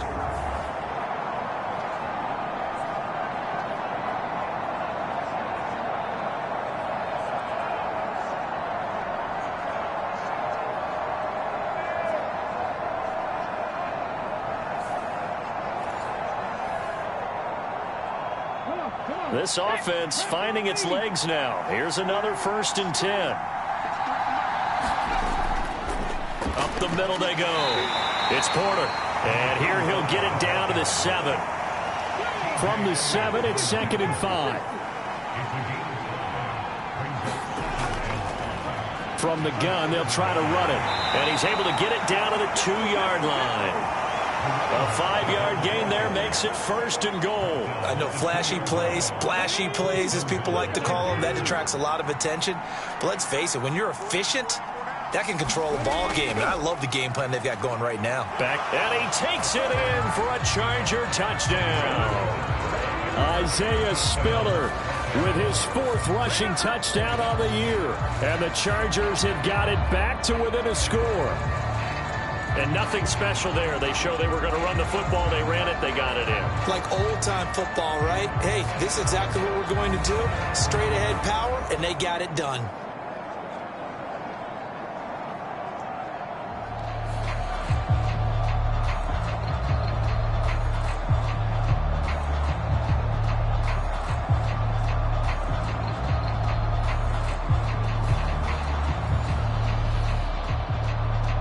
Kaimi Fairbairn on for the extra point.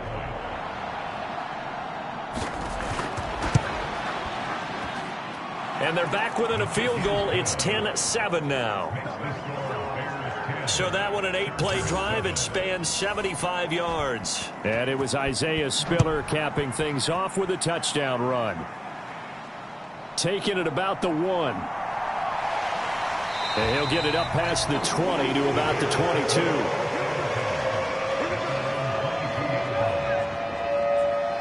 And now Chicago getting ready to go as they take the field.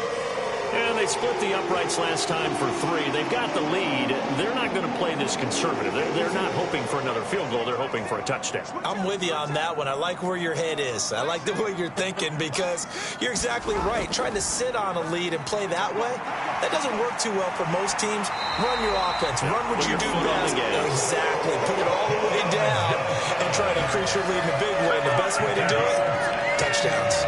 Partner, we always talk about how important 3rd down is, but I think 1st down is equally important because everything comes off of that play. If the defense wins the down, they are able to attack. If the offense wins the down, they might go faster, do other things, and change things up. That big play right there allows this offense to really get in gear. From all the way up at the 38 now after a good start to the drive. From the gun, a run for Johnson. And he's going to be stopped up quickly here. Just a yard up to the 39. 2 minutes remaining in the first half. 10-7, our score. Here now, 2nd and 9 from the 39-yard line. Operating from the gun, Jackson. It's caught by Coleman. And he'll be taken down, but not before he gets into enemy territory. On 1st and 10, it's Jackson. Throwing left side, it's complete. And he'll go down, but not before getting this inside the 30. Chewing up big yardage. Another nice gain there. This one goes for 20. Brandon, there have been some memorable snow games for championships in the NFL. 1948. Philadelphia Eagles, Chicago Cardinals. Well, the most famous one in my lifetime, I think, is got to be 01, right? Raiders, Patriots, to send the Patriots to the Super Bowl. The tuck roll, didn't you? Yeah. Yeah, I think that's one people remember. But I also know this. In Miami, the infamous one, the snowplow game. In New England, when they went out there and the Patriots had a guy come out and clear a spot on the field for their field goal kicker to kick the game winner. Is that 82? That was 82. And the Dolphins fans will never forget it. Well, we're not seeing one of those famous games here, but it's fun to be in the snow nonetheless. Throwing now, Jackson on 1st down. Over the middle, the catch by Coleman. And able to get him down, but he does reach the 5. Now the Bears going to use the 2nd of their timeouts as they get the stoppage with a little over 50 seconds to go in the first half. Jackson will throw again. And he's going to go down. Sacked back at the 13-yard line. Joey Bosa. The blitz works to perfection as he gets in there to dump him for a loss of 8. First and goal looked like things were set up nicely, and now all of a sudden on second and goal, Charles, a big challenge ahead of them. And you have to know when you're this close to the goal line, things are going to happen faster, so you've got to get the ball out quick. Not going to have much time in the pocket before the defenders bring pressure. So first down went in the wrong direction. They're at the 13-yard line. Here's second and goal. Operating from the gun, Jackson. The quick slant caught. Touchdown. From 13 yards out. And the Bears will extend their lead in the final minute of the half. Partner, to me, that touchdown had something that was kind of rooted in that group seeing the future. What I mean by that is they had a plan. Let's find a way to score right here before the half. And now to give us momentum going into the second half, give us that cushion that we're looking for. They got that accomplished, scoring right before the half ended.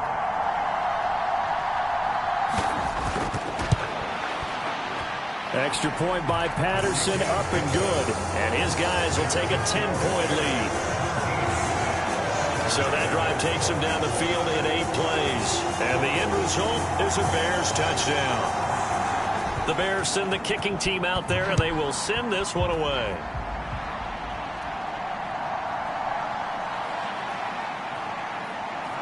And they'll get him down inside the 30 at the 27.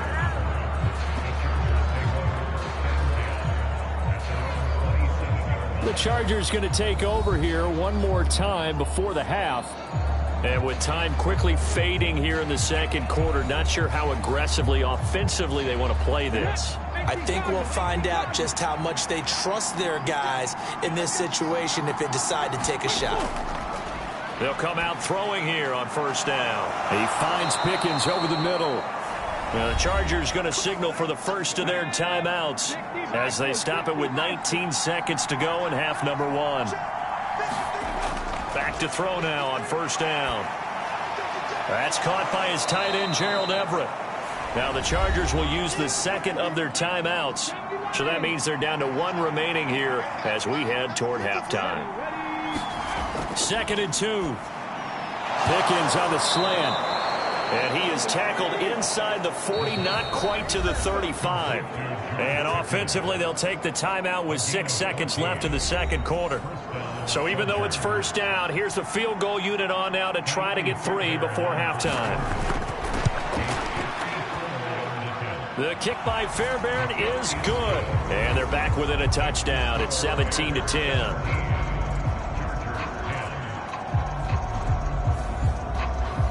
So a big play before the end of the half to get them into this spot, and they cash in with 3. How about the 1-2 to the solar plexus on that one? The big play, the field goal, not much time left on the clock. That's the way to go into the half.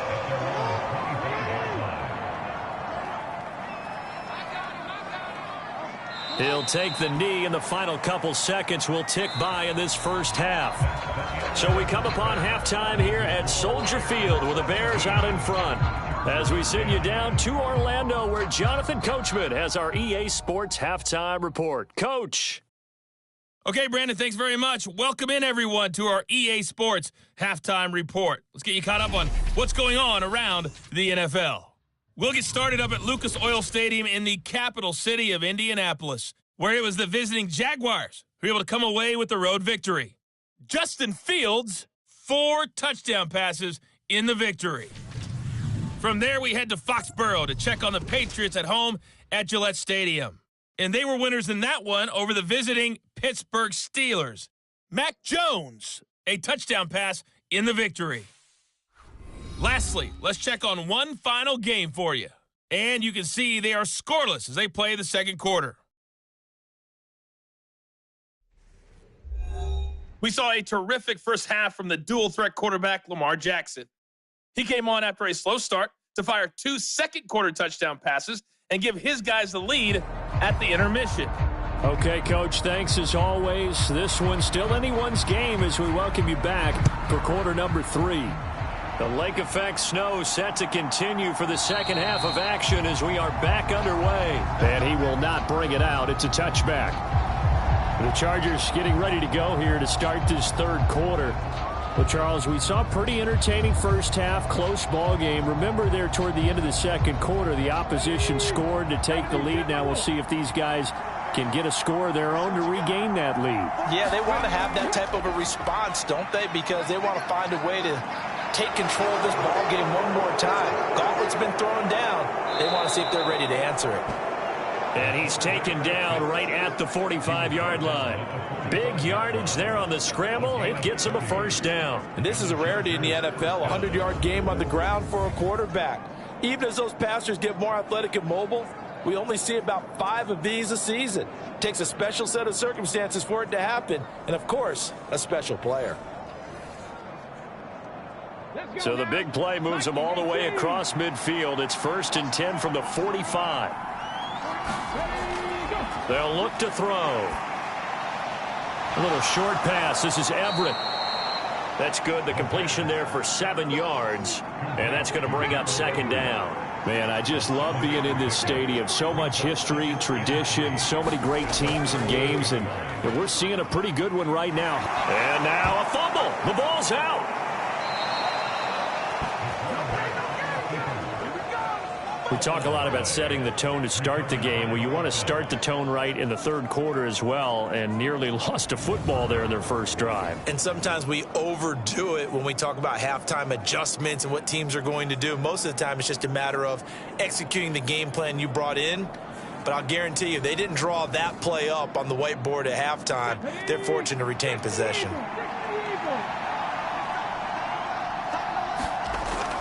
On 1st down, he'll drop to throw. Finds Pickens outright.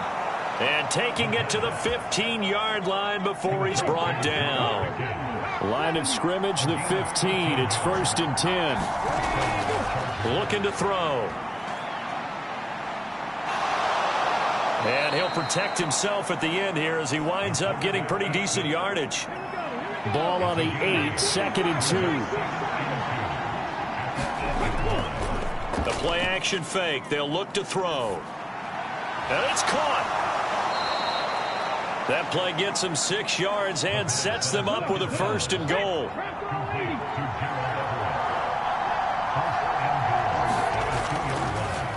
They'll try to run this one in. And he pushes forward but comes up short of the goal line as he'll get a yard down to about the 1. 2 of their 3 red zone trips so far they've come up empty on. They'll look to reverse that trend on 2nd and goal. And he gets halfway there down to the 1-yard line. Only a yard there on the keeper, and that's going to leave him with a 3rd down. Anytime you decide to use your quarterback as a runner, most of the time when you design a play, you're expected to break a little bit bigger than this one, because when you run him on short gains, your risk-reward and him taking hits, I'm not sure that's the payoff they were looking for. This Bears defense trying to hold on. This is 3rd and goal. They'll try to run this one in. And he is into the end zone. Touchdown, Los Angeles. Taking it in from a yard out. And the Chargers are an extra point away now from tying this ball game. And you can bet when they were in that huddle, there's definitely some urgency, because I'm sure they were saying to each other, we got to push this one in right now so we don't have to run this on 4th down, and there'll be extra bodies in the hole. That's excellent work there at the point of attack. All it takes is one little crease as he fights his way into the end zone. On for the PAT, Kaimi Fairbairn.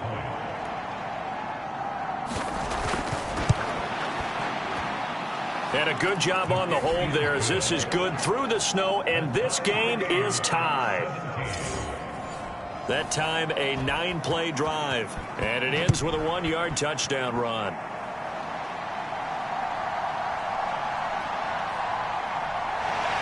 And a nice return sets him up pretty good here right at the 30-yard line. So here are the Bears now as they get set for their first possession of the 2nd half.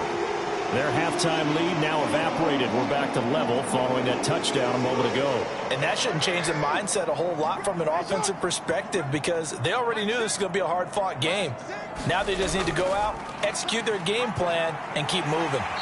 And he gets this to the 35. Good for a gain of 5. Ball on the 35. Here comes 2nd and 5. Jackson going to keep it running right. And to the 42-yard line here and brought down there.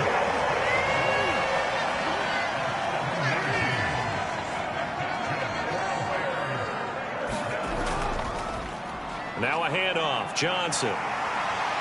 And good vision there as he's across midfield and down to the 45-yard line.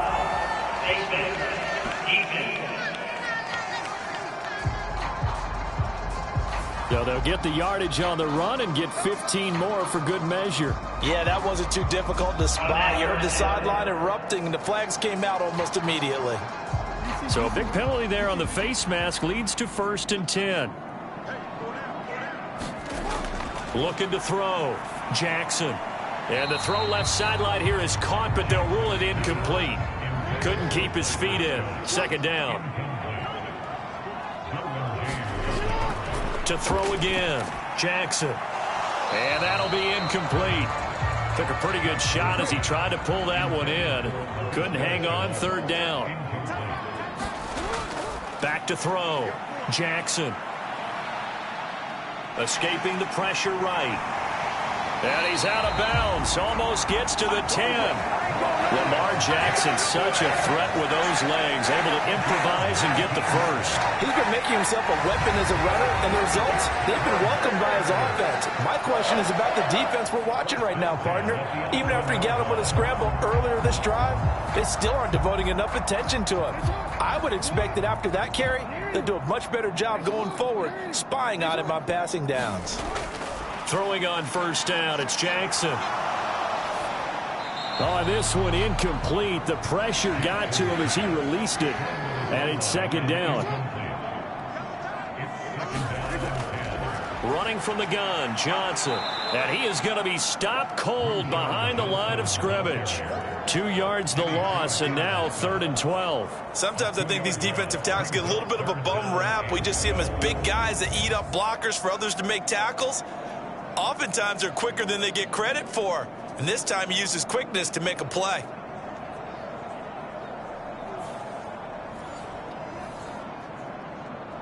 A field goal would get him the lead, but that's not what they're shooting for as they come up on 3rd down. Operating from the gun, Jackson. That is caught. Touchdown, Bears. A great play there.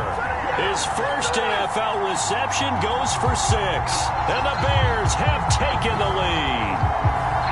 So this game tied at the half, but we are tied no more. A touchdown there on the opening sequence of this 3rd quarter. And what a great drive put together by their offensive coordinator. He had a plan, and they executed it almost to perfection, coming right out of the locker room.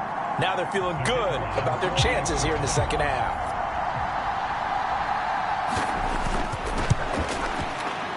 Extra point by Patterson, up and good. And they will take a 7-point lead. So that drive in total 8 plays. And it culminates in a touchdown for Chicago.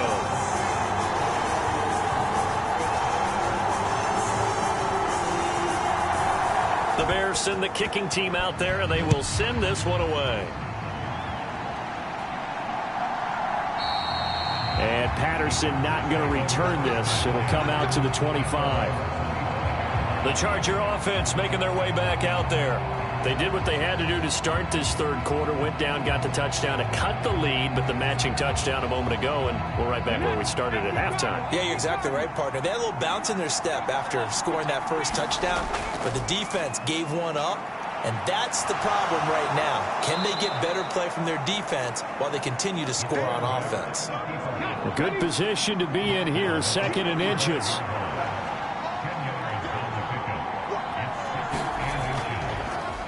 Now a handoff up the middle. Porter. And he slips up past the 45 before being tackled. 54 yards on the ground for him now as he's done that on 15 carries. It may sound cliche, but those are the types of yards he can get you. He's such a bruising back. He is, and typically with that type of a back, if he has any type of stamina, it shows up later in the ball game. Because trust me, guys get tired of running up and trying to tackle that big fella. It wears on him, and then he gets stronger as the game goes on. You can just kind of sense the momentum turning here. It's 1st and 10.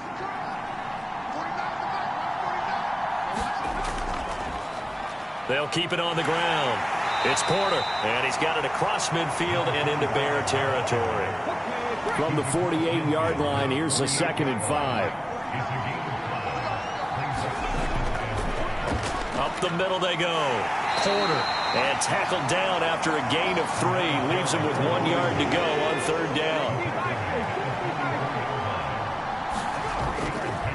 Off the play fake, he'll look to throw. Pass taken in by his big tight end. And he is going to have the Chargers first down as they're able to convert by plenty there on 3rd and 1. I got a kick out of that one, partner. You and I talk often about trying to hide receivers in certain situations, but a guy of his size can't really hide him. But the tight end drag route, definitely an effective way to sneak him across the formation for an easy completion and a first down. So here's a 1st and 10 at the 38. Now a give right side. It's Porter. Down to about the 37. This is 2nd and 8.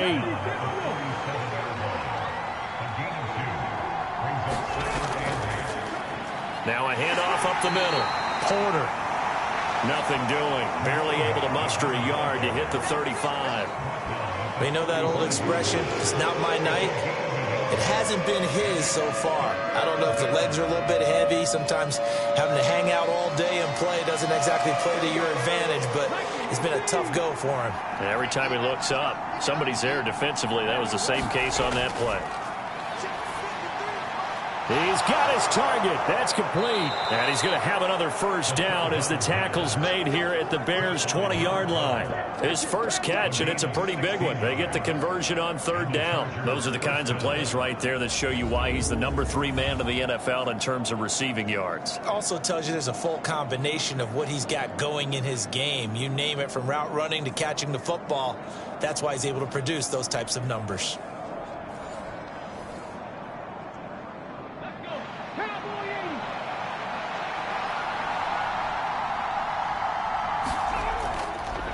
They'll run on 1st down. It's Porter. And just a couple yards there down to the 17. Final minute now of the 3rd quarter.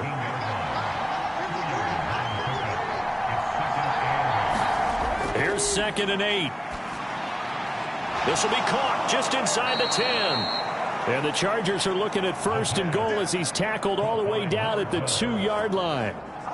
I'll tell you what, this offense is playing a little bit of keep away right now. They've come out here in the 3rd quarter, possessed the ball for quite a while, and they keep on converting. Nice pitch and catch there to set up the 1st and goal.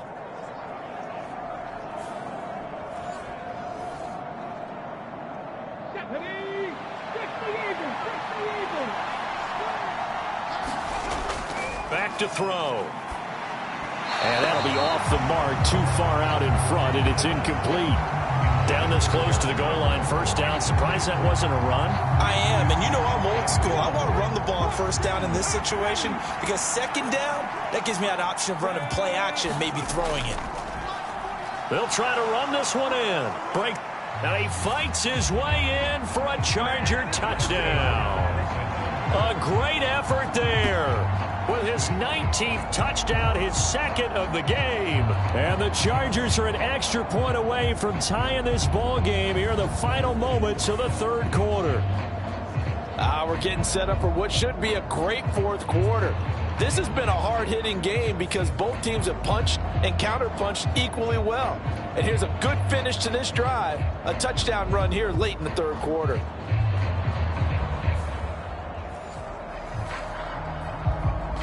Fairbairn now to add the extra point.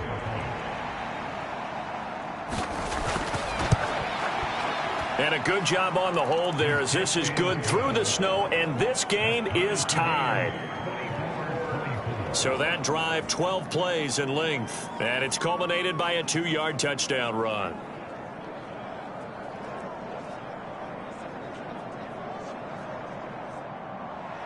Nothing separating these two sides. 24 all our score as he sends this one away. And able to take it past the 20-foot line. The Bears offense ready to go for their next drive. We got a brand new ball game, all even after that last touchdown, so every drive now becoming a little more critical here in the 2nd half. And he'll be out of bounds across the 30-yard line.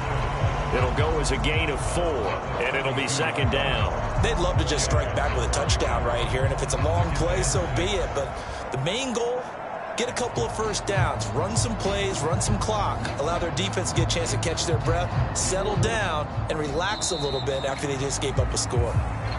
1 quarter remains here on a Sunday night. We'll return with more after this break. You're watching the NFL on EA Sports. Back now at Soldier Field. 2nd and 6.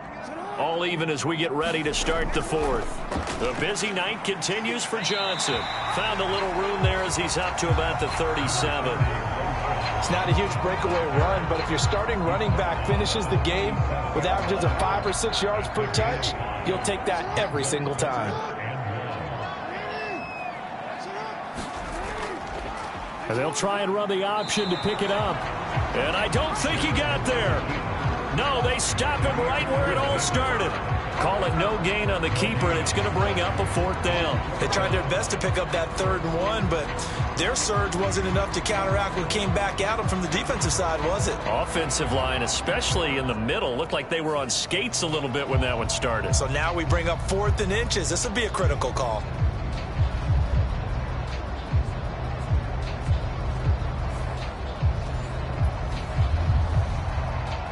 Here comes the Bears punter now, as he'll kick it away for the 2nd time.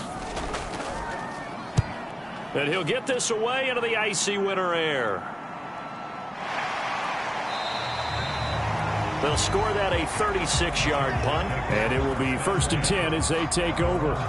Heading back out, the Chargers offense. We get a peek at the playoff picture of the AFC. And one thing we do know, they will be a part of the playoffs come January. They have clinched the AFC West. And that feels good for them, but they feel like their work is far from done because as it stands right now, they won't have the 1st round bye. But a lot of teams will tell you, that's okay with us. We just want to get to the playoffs and wreak havoc from that point on. End result of that one, a nice 4-yard gain, so you can use that to set up your play-action game, or you can come right back and continue to run the football because as an offensive play caller, you're on schedule and feeling pretty good about your next couple of calls. The Chargers on 3rd down. They've been excellent, 6 for 7. This will be 3rd and 6. Work in the middle of the field, and he's got a man complete. And he is going to have the Chargers 1st down as they're able to get the 3rd down conversion. And partner, in a tie game in the 4th quarter, you and I both know in the NFL, that's when you lean on your stars, and he came through with a nice catch right there.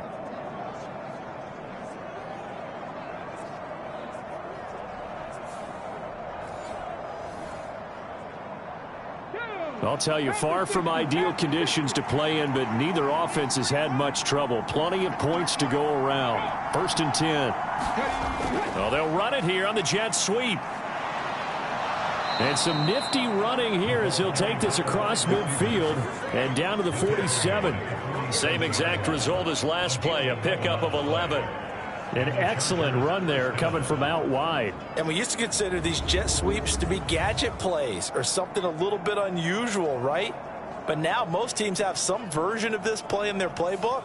And I think it's a lot because of the receivers that are being developed nowadays. These guys look like running backs even though they're playing out on the perimeter. They'll look to throw here on 1st down. And he's going to lose a yard or two. Taken down behind the line. Bradley Chubb able to run him down for a loss of a yard. That time, finally, a measure of revenge as they get him down behind the line.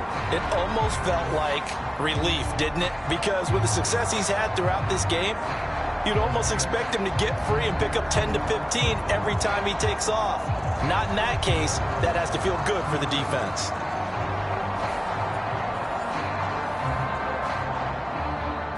The sack cost him only a yard. It's 2nd and 11. He'll drop to throw. Firing quickly here, and that's complete. And he'll be brought down at the 45-yard line. One thing you're hoping for when you run drag routes, you're able to hit a receiver in stride, and he can pick up a lot of yardage after the catch. But in this situation, the defense was effective, able to stop him before he could get a good head of steam going. On 3rd down, he'll drop to throw. Able to find the open man. That's complete. And he's going to have another first down as the tackle's made here at the Bears' 28. The Chargers passing game rolling a bit here. They've got another first. Tell you what, he's been able to put the ball in some tight spots all game long. That throw, no different. Yeah, a lot of people would call it a gutsy type of a throw. I think he looks at it as, I can do it, so it's not that big of a deal to me, and I'm going to keep firing.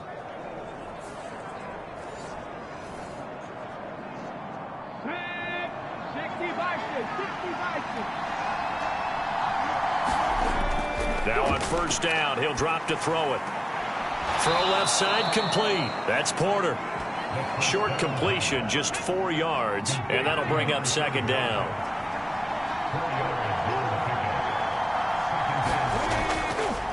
On play action, they'll throw. And he will find his man on the end route, complete. And he's going to have another first down as the tackle's made here at the Bears' 12-yard line. They'll look to throw again.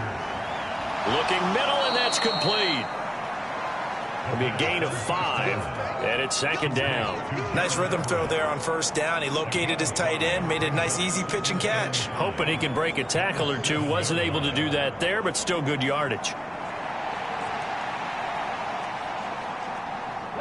Now 2nd and 5.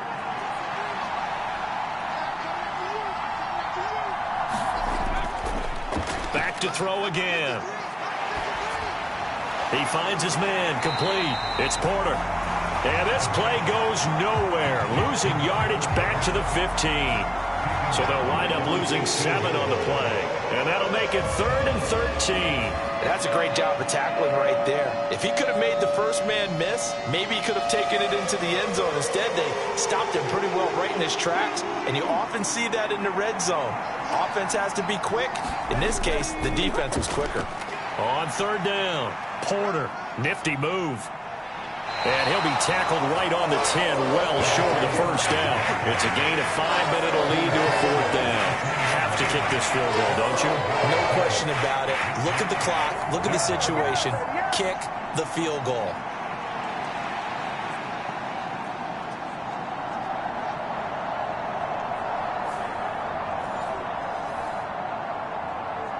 So a big one coming here for Ka'imi Fairbairn. This to break our 4th quarter tie. The kick by Fairbairn is good, and they have taken the lead here in the 4th quarter.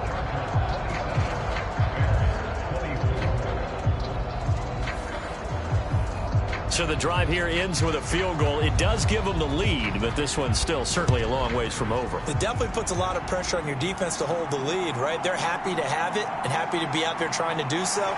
But I know as a former player, in the back of their mind, they're thinking, why don't you score the touchdown and seal this thing?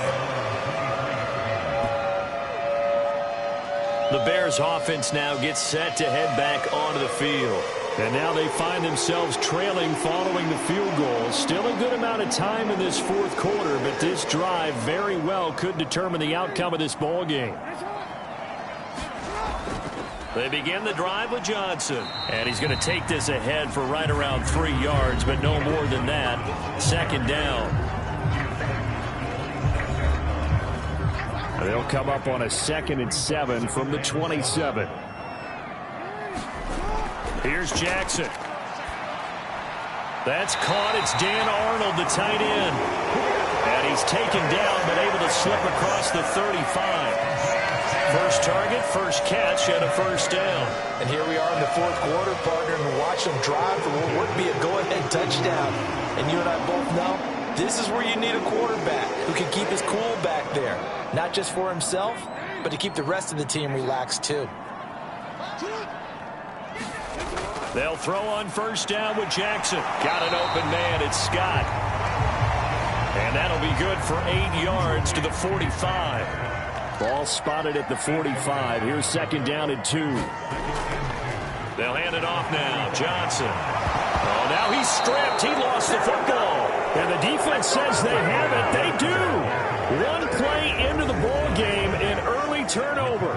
He has been a workhorse for them in this game, and ball security hasn't been an issue until that point. Yeah, and let's face it, when he's going to carry the ball that many times, he becomes more and more of a target for the defense, knowing that he's going to be the primary guy. they'll just send more and more players towards him, trying to make sure they knock the ball free. Chargers in good field position to start out. 1st and 10, just shy of midfield at the 49. They'll come out throwing here to start the drive. Throwing left side here, and it's complete. And he's able to take it across midfield before going out of bounds.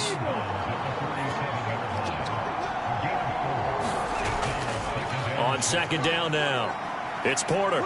And he's going to take this down close to a 1st down at about the Bears' 42. Here we go, 3rd and 1. Gut check time on both sides. From the shotgun, he'll look to throw. And that nearly the pick that they needed. He couldn't pull it in, though, and it's 4th down.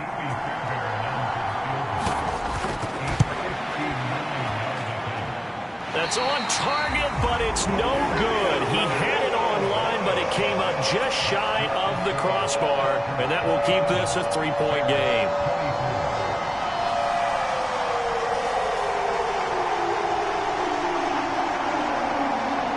Another drive coming up for this Chicago offense. Well, they didn't fall behind any further thanks to that missed field goal, but still staring at this 4th quarter deficit. At the line, prepping for their next drive, the Bears offense. Their defense was able to hold serve, albeit with a little help from that missed field goal as they settled in now 1st and 10. And he's going to get a solid gain of 9 before being brought down. 2nd and right at a yard. To throw is Jackson. Oh, no, he lost the football. And picked up by the Chargers. And he'll get this one out to the 50 to the midfield stripe. There are 2 words that we hear coaches say all of the time. One starts with a B, one starts with an S. Ball security. And they preach it. They have it up in meeting rooms, right? You see the signs. They talk about it all the time. But still, when you got defenders out there who are preaching, hey, we're going to take the ball away from you, no matter what position you play, you've got to take care of the rock. Yeah, this will leave him a yard short. Nice pickup of 9 yards on 1st down. 3 points separating these two sides with 2 minutes left to go in the 4th. Another yard would probably put this thing in the books. It's 2nd and 1. Up the middle they go. Porter. And they'll be inside the 35 now at the 34-yard line. So fresh out of the 2-minute warning, and here's another timeout taken with 1:55 remaining. Not totally home free yet, but it's looking good as they come up 1st and 10. They'll keep it on the ground. It's Porter. And this defense not ready for that one as he'll take this down inside the 25. Now the Bears going to use the 2nd of their timeouts. That'll leave them with just 1 remaining in this 4th quarter of play. 5 points of contact necessary at this stage as they'll run on 1st down. Now the Bears will use their 3rd and final timeout as they'll talk things over prior to this upcoming 2nd down play.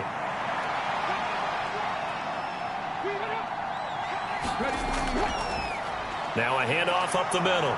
Porter. And he will have a Charger 1st down, and that should be the one that gets him to the finish line. You can really tell right now both sides have amped up the aggressiveness. That time the offense winning the aggression battle. And the defense was obviously aiming for the football, maybe a little bit more so than the runner himself, and that's why he was able to break through and get the gain that he did.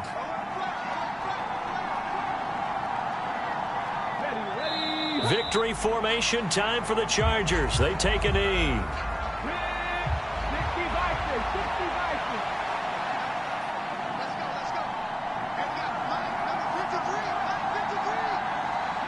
Down to a knee one more time, and that should just about do it.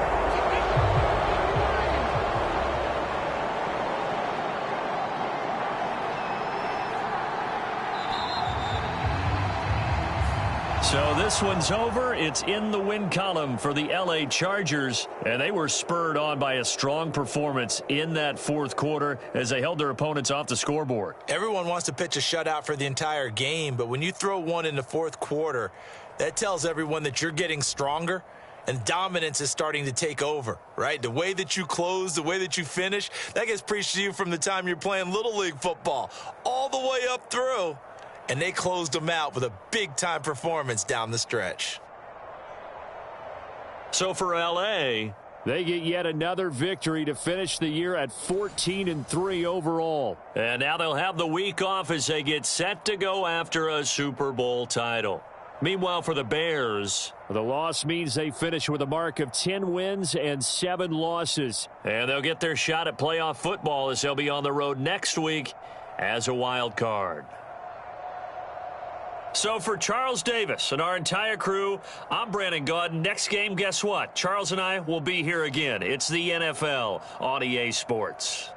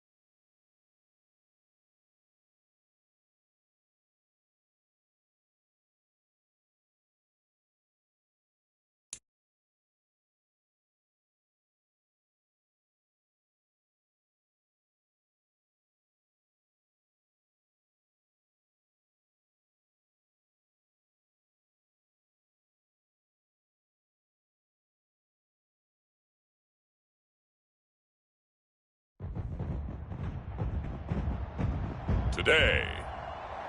From AT&T Stadium in Arlington, Texas, it's the NFC Wild Card Round on EA Sports.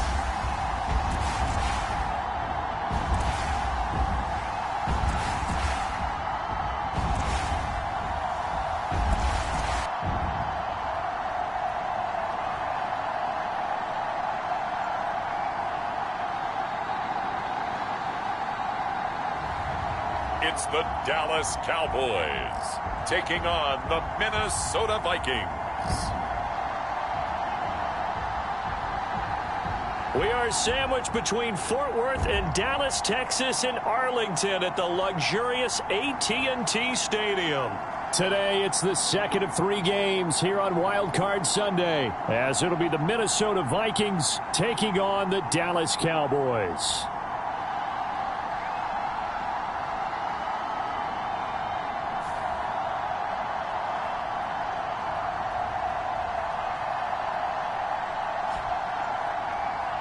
Hello, everyone. Welcome to the postseason on EA Sports. Alongside Charles Davis, I'm Brandon Gaudin. And, Charles, that's really all I need to say to get you fired up. It's the postseason on EA Sports. And no one's more fired up than the guys who are going to be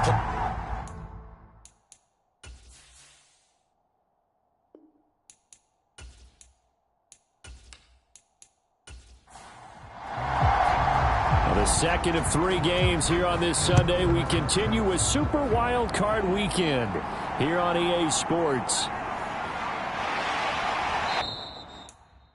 And not much happening on the return as he'll get this to about the 23. So here's the Viking offense making their way out. It's Josh Allen that'll be orchestrating the offense, a 6'5" quarterback from Wyoming. And he comes off of a really good regular season with over 4,000 yards passing. And now in the playoffs, people always ask the question, do you continue to play the way you played in the regular season? Do you turn it loose? Or do you tone it down a little bit? I think you've got to be smart, but make sure you show the defense something they haven't seen before. And not a whole lot of room to operate there on the first down run. He gets maybe 3.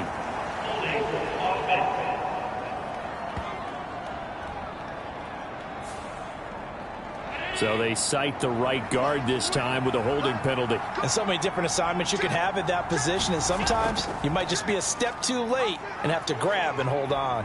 Shedding the tackle. And a nice run to get this up over the 20-yard line. Here's 2nd and 10.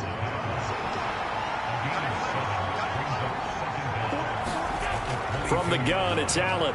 And that nearly an interception here on this opening drive, but he gets a reprieve. It's 3rd down. Now Allen. And that will be incomplete. On 4th down, Matt Ariza sent on to punt.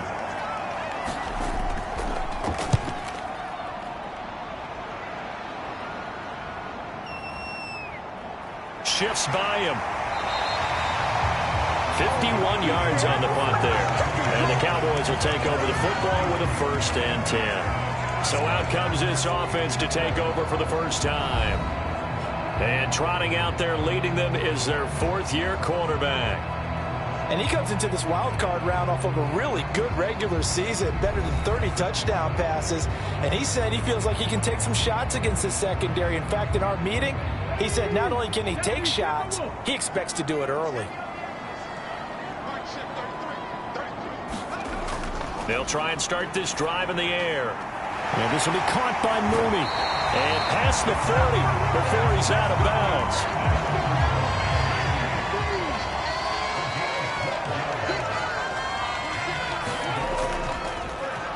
On 1st down, they'll go to the ground attack.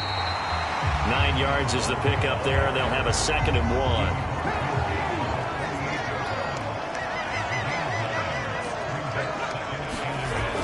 Back to throw here.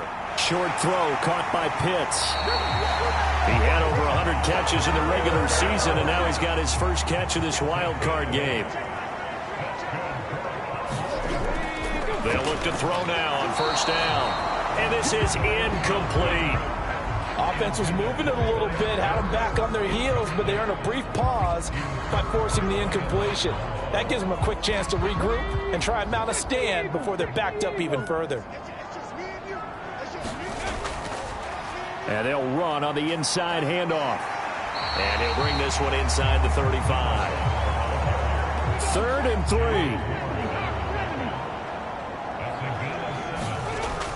Out of the gun, they'll look to throw. And he's got the hook up here. That's Mooney.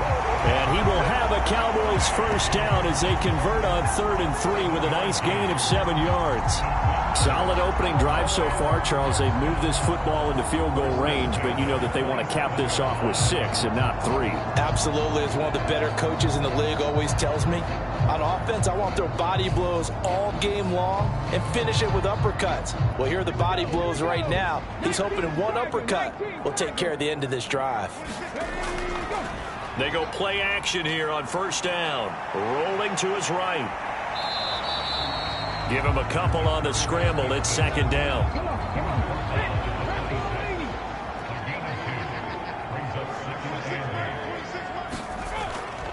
They'll set up to throw. Going to throw deep for the end zone. And that will be incomplete. Tried to dial up the long one way out there, but it'll be 3rd down. When teams take shots at the end zone, you've got to defend it the same way you would defend the first down sticks. You defend the goal line exactly the same way. They can't cross that. You played through the receivers, and on that play, that's exactly what they did and batted it away. Looking for the end zone. And that is caught. Touchdown, Cowboys. Chris Olave, 26 yards. And the Cowboys will strike first here in this wild card matchup. Well, we knew they had the crowd on their side. Their defense has already made a stop, and now here's an opening drive touchdown. Yeah, how about the defense making the stop, offense feeling their momentum that they've generated, and turning into points on their side. So now you've got a team working together, and you've got the crowd involved fully on their side in this ballgame. And in this playoff atmosphere, that 12th man. And now before we get to the extra point, remember all touchdowns do have to be confirmed by the replay official. They're taking a peek at whether or not those feet were in bounds, and obviously a big call here in the end zone. And not just the feet. How about the hands? How's the ball possessed while the feet are hopefully getting down in bounds? That's what they're trying to look at to see if it all comes together.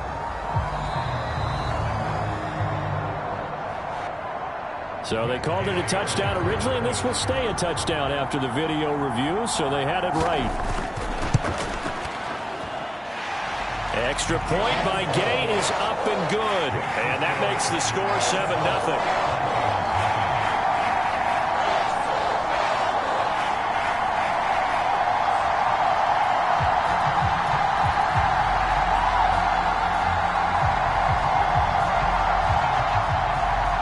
The kickoff unit is out on the field, and they will send this one away.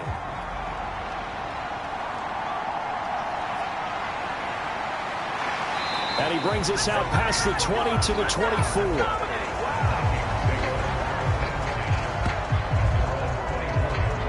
And out now come the Vikings. And, you know, listen, there's 2 ways to get the number 7 seed. You can back into it, or you can charge your way into it and seize it. But ultimately, once you're here, you can throw that out the window. You've got to come to play. Yeah, you just think of that phrase, any given Sunday or Saturday as the case may be. And even though this is a 2 versus 7 matchup, don't think for 1 second that this game's going to be a pushover. Anything can happen once the playoffs begin. And all the way down to the 10-yard line. A tremendous play there from Saquon Barkley. 66 yards for him on the ground. Well, welcome to the party. First carry of the game. How about that? And just think, as far as he's concerned, he's just getting warmed up.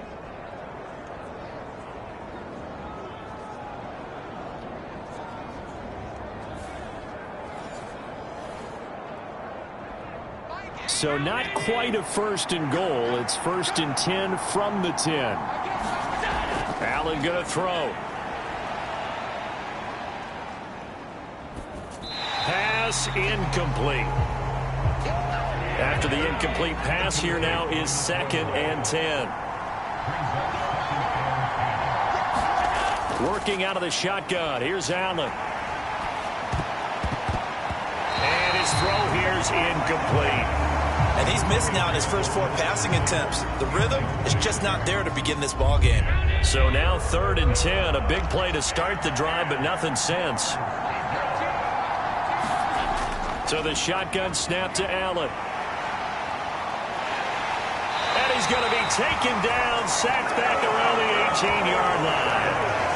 Micah Parsons Coming in to drop him for a loss of 8, and it also brings up 4th. We said it before the game, and I think it's still apparent. If these guys are going to advance in these playoffs, they're going to have to wreak some havoc coming off the edge. Yeah, wild card round. They told us the wild card could be that defensive pressure. They showed it there.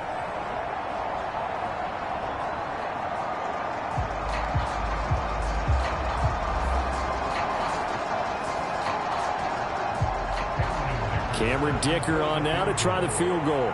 This one from 35 yards away. And his kick is right there. It's good. And they are on the board, but still trailing. It's 7-3. So they're able to end that drive with 3 points in this one-possession ball game. And ideally, you want to end every drive with points. Most quarterbacks would tell you, let's end it with a kick, right? A PAT, that's number 1. Field goal you'll take. Punts, you really don't want to do that. In this case, they'll take the field goal and get prepared for the rest of the game. Second drive forthcoming here for the Dallas Cowboys. A long drive last time out for this offense, Charles. If you remember, they started basically in the shadows of their own end zone, marched it down the field, and a lot of that was through the passing game. And, partner, as a former defensive back, I'm having almost a physical reaction watching what's happening right now. But let's give credit where it's due because they've done an excellent job moving the ball through the air. Secondary getting picked apart pass by pass. Obviously, they need to make some adjustments there on the back end. And because offensively, we know that they're not going to be shy about throwing that football. So from the 36 now, 1st and 10. They're going to look to throw. Now he'll dump it underneath to his running back, complete. And he's tackled a yard short of the marker. Good gain of 9 on 1st down. It's funny, throughout the time that we've been together, when we talk with running backs about the ability to catch the ball, their eyes light up when they talk about open field and having one-on-one matchups, don't they? Yeah, they do. And that's the reason why. What we just saw, shedding those tackles, and that's what they're used to doing. It is, and it starts at the beginning of the play, one-on-one match. And now off to the races, down the right side. And he will step out of bounds all the way down at the 5-yard line. A big play here for Dallas. 51 yards on the ground. Well, you talk about catching a defense off guard. They were not expecting jet sweep at all there. Well, he was 10 yards downfield before the defense even knew what hit him. So a really good play call against a defense that was set up for them to gain big yardage. And how about how they executed the handoff there? That means they spent some time with the wide receivers taking handoffs from the quarterbacks. They'll try and run for it on 1st and goal. And he will take it in for a Cowboy score. A 5-yard touchdown run. And the Cowboys are able to stretch out their lead. Nice job of polishing off that drive, but all the credit there goes to that play prior. Yeah, it certainly does, because after that big play, I think resistance almost felt futile at that point, didn't it? And the very next play, they come right back, quick, fast, and in a hurry, and put it in the end zone. Here's Gay now to add the extra point.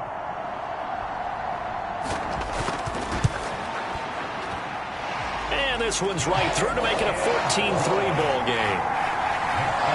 A drive there of just 4 plays. And it's finished off with a 5-yard touchdown run. Out is the kickoff unit as they run up and send this one away.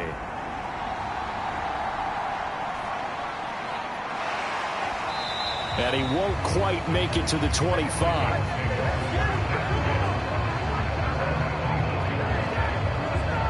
The Vikings offense now heading out to take over.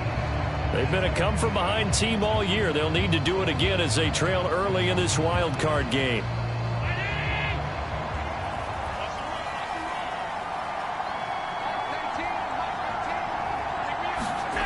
Here's Allen on 1st and 10. He rifles one, and that's going to be intercepted. Picked off by Greg Newsome. And he takes this one back into the end zone, and the Cowboy defense has a touchdown. Charles, it is pretty rare that we see a team build this kind of lead in the opening quarter. And, man, they seem to be clicking on all three phases right there. The defense doing its part with a pick six. And it's absolutely been the definition of a start that you would pick for yourself and for your team, right? And I have a feeling that they just want to stay in this zone. What's truly incredible about this start is they can add on a couple more scores. This one could legitimately be over in the second quarter. Extra point by Gay is up and good. And the lead is up to 18 now.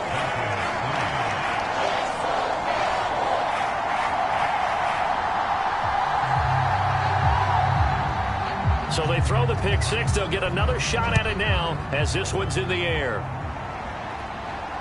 This fielded right at the goal line. And he returns this to the 22.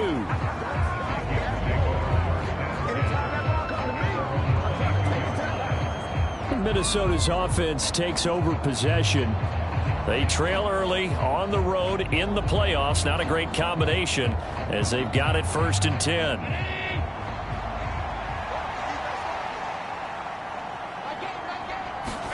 Now Allen to try again after the pick six. And that is incomplete. Oh, the coverage a little too good there. And it's 2nd down. Here's Allen to throw it. Over the middle, he gets it to Barrios. 4 yards the gain, and it'll bring up a 3rd down. Now Allen. Oh, he tried to fit it in on the slant, and it's intercepted. Picked off by Trayvon Diggs. And not the first quarter that he was hoping for. Now 2 interceptions thrown. Well, the good ones, they find a way to compartmentalize, right? Put these behind them, have that short memory, but understand why they threw the 2 interceptions. They go on and usually play a pretty decent game. Other quarterbacks, they have a hard time getting past it and often put the ball up for grabs the rest of the ball game. So from the 36 now, 1st and 10.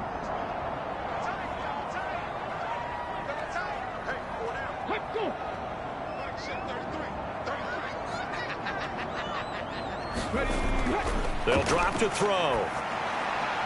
Open man, the tight end, Luke Schoonmaker. And brought down, but not before they're inside the 25. It's a gain of 12, and the Cowboys pick up the first.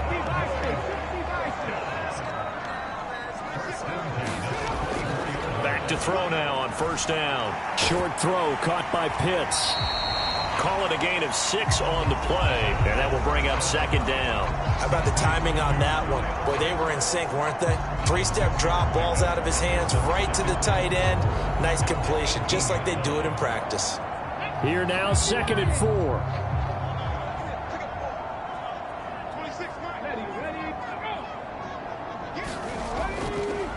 They'll fake it on the jet sweep, and instead a handoff up the middle. And he'll get this one down to about the 17. The heavy set out there. 3 tight ends in the formation for 3rd and 3. And they'll keep leaning on the running game. Back to the ground. And a nice move will yield nothing as he's stopped behind the line. A loss of a yard, and it brings up 4th. The short field shrinks even more with the type of bodies they brought in on that play. Those extra tight ends, they weren't able to secure their blocks, and that one ended up going backwards.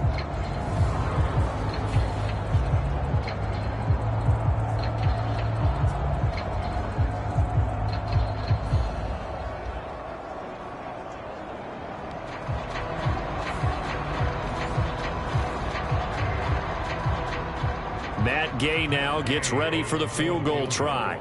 From the right hash, it's a 35-yard attempt. And Gay knocks this one through. And the lead up to 3 touchdowns now. It's 24-3.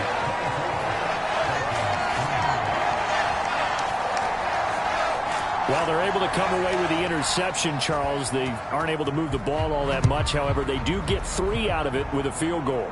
Yeah, and anytime you do force a turnover, you have to come out of it with points. Everybody wants 6.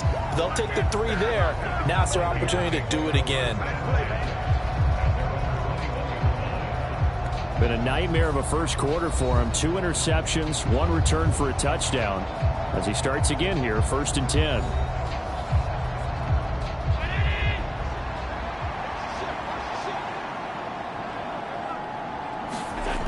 They'll start out on the ground. It's Saquon Barkley. And he'll get about 6 up to the 27-yard line. Good running right there. And this is a man who was a 1,000-yard rusher in the regular season, so you know he's going to get his chances, and he picks up nice yardage on that one. This 2nd and 4. To throw, it's Allen. And his throw's going to be incomplete. Let's face it, if you want to get back into the game, these are the kind of throws you got to hit. He's wide open right there. Got to be able to get it to him, don't you think? And those are the throws that haven't been available to them every time he's dropped a pass. Yeah, that's a big miss. And that is taken in by Boyd. And he will have a Vikings first down. They needed 4. He doubled down. He wound up getting 8. This is a nice job of just taking what the defense is going to give you on 3rd down. You're not looking for a big play downfield. You just want to find something that can get you past the marker. They found it and were able to keep the drive moving.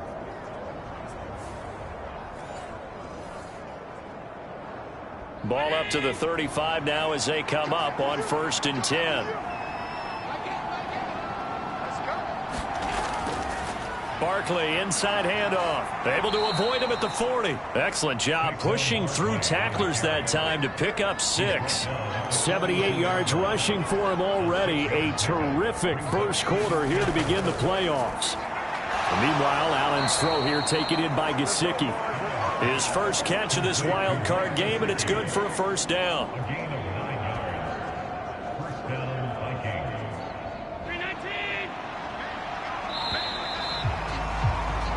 We are in for a good one as we're through 1 on EA Sports. The Vikings with the football here to begin the 2nd quarter. This offense finding its legs now. Here's another 1st and 10. To the air, Allen. That's complete. Once again, it's Gesicki. And they'll get him down after a pickup of 8. 2nd and 2.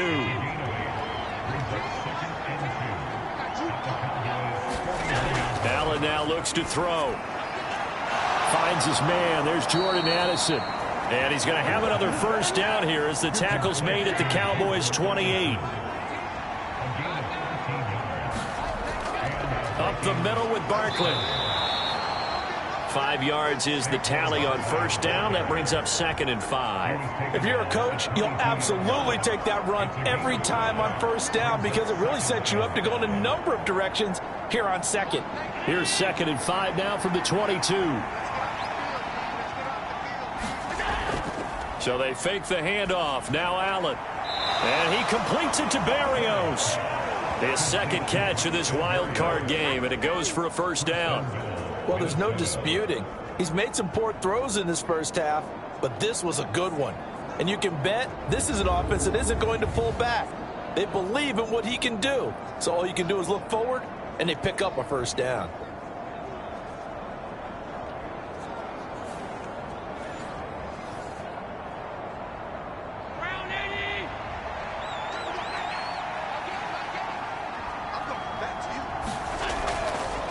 They'll try and run for it with Barkley. And he will score. Touchdown, Vikings. Saquon Barkley. A 5-yard touchdown run. And the Vikings are able to make some inroads here to that deficit. That almost looked too easy, and I think thanks goes to the offensive line for making it look easy. Yeah, I agree with you totally on that one. I'm not sure how much everyone understands the preparations that go into a game for an offensive line, because there's a reason that running backs and quarterbacks give them big gifts at the end of the season after a big year. The consistency and the continuity it takes to know each other and execute their blocks is pretty impressive. And for the extra point, Cameron Dicker.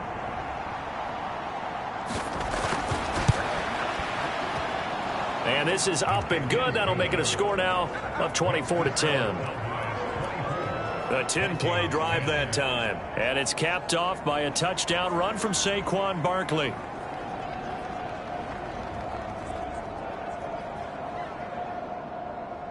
So after the touchdown, here's Dicker out to kick this one off.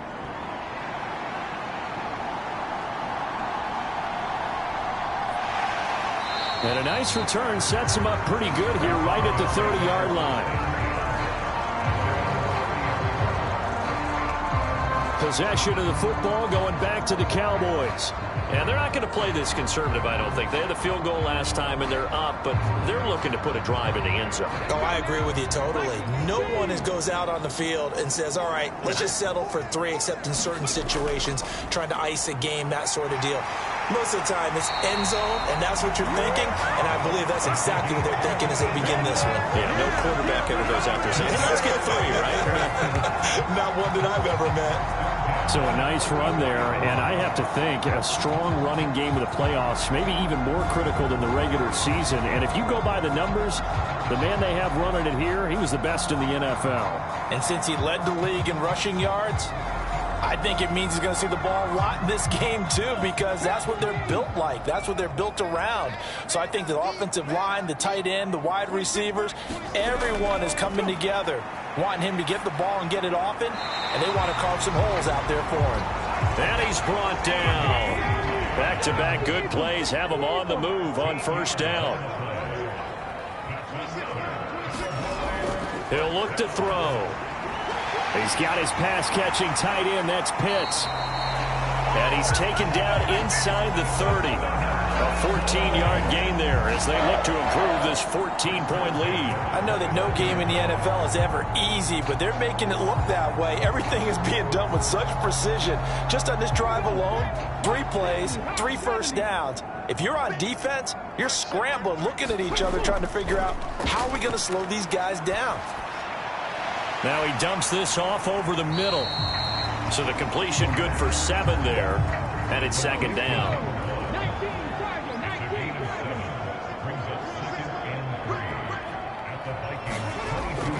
Again, he'll drop to throw. And this is caught at the 8. And stopped a few yards shy of the goal line at the 3. His second catch of this wild card game, and it goes for a first down. Boy, everything clicking on this drive. He's 4 for 4 now, and that throw, maybe the best of the bunch. This offense is really humming, and they pick up another first down.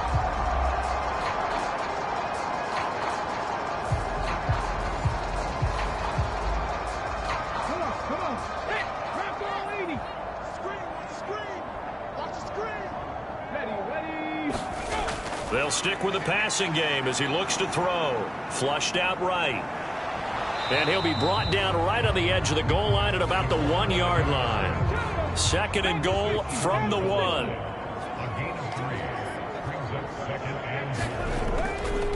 Off the play fake, he'll look to throw. And he's going to be swallowed up and taken down. Sacked back at the 5-yard line.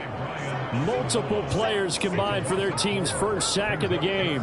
When you're this close to the goal line, you got to expect pressure from the defense, so the ball's got to come out fast. Got to get out of his hands quicker.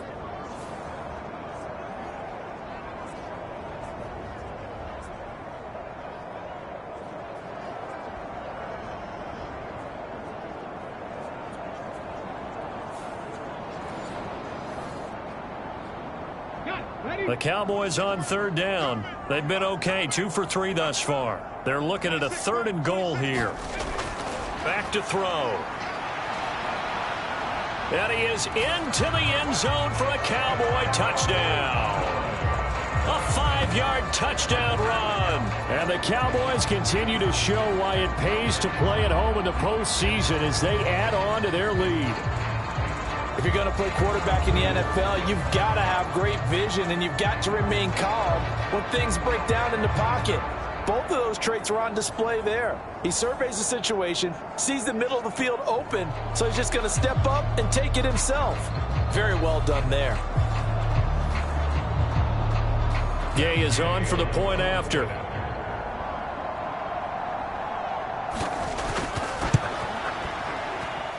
And the lead now to 3 touchdowns and 21 points. So that one an 8-play drive. It spans 75 yards. And it's finished off with a 5-yard touchdown run.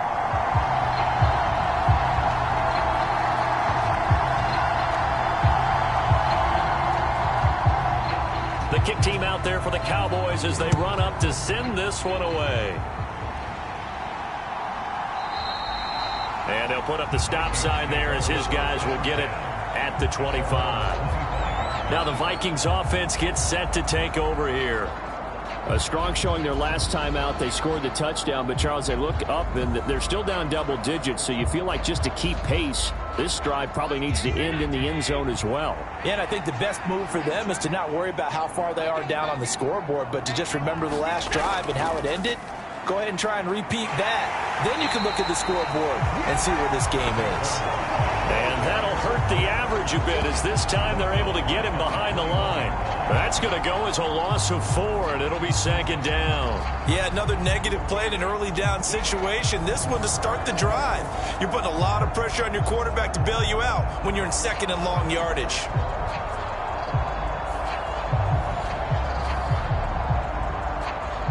Well, the first play of the drive lost 4. Now they'll look to move it forward here on 2nd and 14. Allen. They'll set up the screen to Barkley. And he got blown up on that play. Back at the 20. 3rd and 15 coming up after that loss of 2. Time to give a little credit here. That was an excellent read by the guys on the defensive side of the ball. Well, you're crediting your defense. Got to credit them on that one because they tried to fool them, right? Tried to trick them. Ran a screen, and they went to it and smothered it for a loss of yardage. This offense so far on 3rd down, they've only converted once in 4 tries. This will be 3rd and 15. Well, had his hands on it, couldn't bring it in. Pretty symptomatic of how this game's been going. That could be the stop this defense needed to get them back on track. They've been pretty well dissected by the offense here in the first half. After that possession, now they know that they can compete with this offense.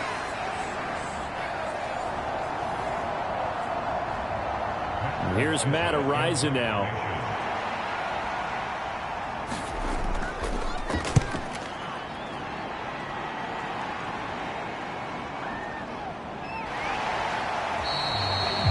It'll be a 47-yard punt with a net of 40 following a 7-yard return.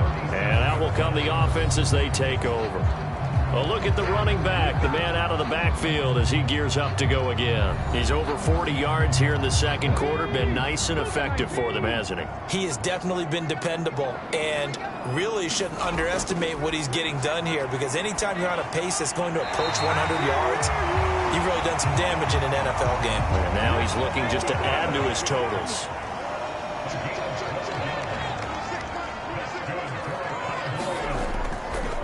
Now a play fake here on 1st down. That is caught by Lamb. And he gets this inside the 35-yard line. A good gain again. That's now 31 yards combined on those last 2 plays. Charles, to move the chains that time, they had to complete it into double coverage, and they got it done. And it's never easy overcoming multiple defenders, but he sure made it look simple. Found the right spot to exploit and won his 1-on-2 matchup.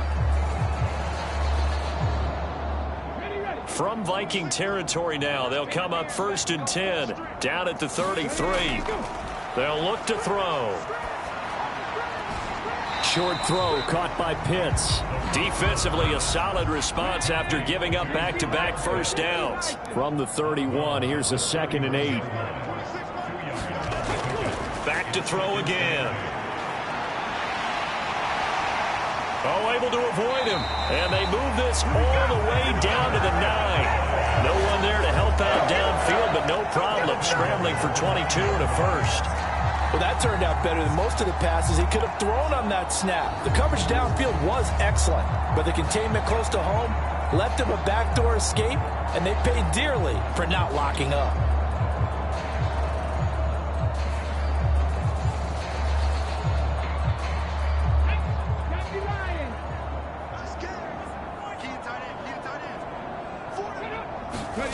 They'll set up a throw. And he slides and covers up at the end as he's going to be able to pick up decent yardage. So the ball position now at the 3. Here's 2nd and goal. They'll try to run this one in. And he's going to get this back to the 3-yard line and no further. Call it no gain that time, and now it's 3rd and goal. 2 minutes to play here in this first half of the NFL playoffs. A chance to really put this game out of reach. Here's 3rd and goal. Looking to throw. Now a battle for the football. It's caught. It's a touchdown. Darnell Mooney from 3 yards out. And the Cowboys are able to add on to their first half lead. And all about timing there on that short slant, Charles. Exactly right. That was timed up so well. The route, the throw, touchdown.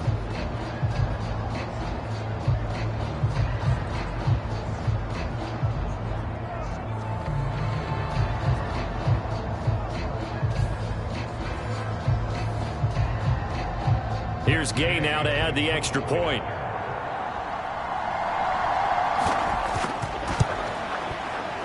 And he's been a busy man, 5 for 5 now as he knocks another one through to extend the lead. So that drives 7 plays in length. And finishing it all off was Darnell Mooney with a touchdown reception. The kickoff team on the field now as they will send this one away. And he'll just sit on this one as their drive will start at the 25. Now the Minnesota offense set to take over again. These guys definitely hoping for a better showing than their last appearance. They couldn't really even move the football much beyond the shadows of their own goalpost, Charles. We'll see if they can get a better, more sustained drive going here. Yeah, and every team that we ever talk to says the exact same thing. When you start a drive from that deep in your own territory, the goal is a minimum of at least 2 first downs, because even if you have to punt then, you change the field position, right? You flip the field a little bit. They didn't get that done. This time they want to string together a nice drop. And Allen going to be intercepted for the 3rd time. Picked off by Trayvon Diggs. And they will finally get him down as he's all the way to the 36-yard line. A nightmare of a first half for him, and that's now 3 interceptions. But Charles, with his talent, if anyone can shake this off and right the ship, it's him. I agree, because you don't get to be one of the best quarterbacks in the league without developing some major mental toughness. So I expect him to go to the locker room at halftime, hit the reset button, and come out a new guy in half number 2. So from the 36 now, 1st and 10. He'll drop to throw. The throw here right sideline falls incomplete. 2nd and 10.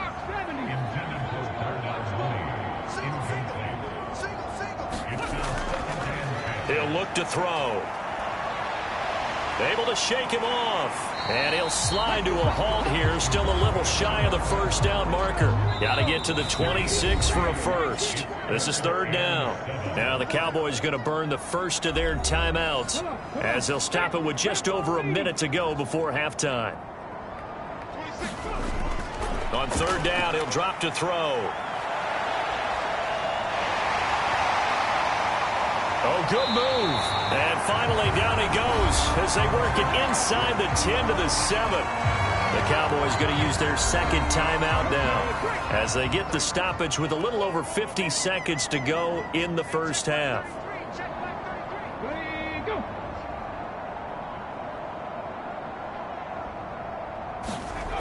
Now back to throw. And he's got it. Touchdown, Cowboys. Kyle Pitts. A 7-yard touchdown grab. And the Cowboys will extend their lead in the final minute of the half. That score that they just gave up there, that's a tough one for their defense to swallow, because they've had a tough time through the first 2 quarters. They really were determined to get a stop there, unable to do so.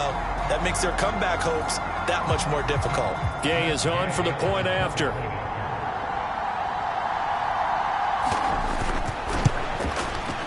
And the route is on here in this first half. Just a 4-play drive that time. And it was the tight end Kyle Pitts finishing it all off on the touchdown reception.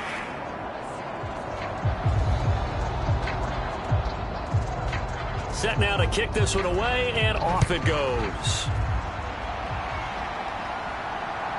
From a yard or 2 deep, here comes a return. And he's up past the 20 to the 22-yard line.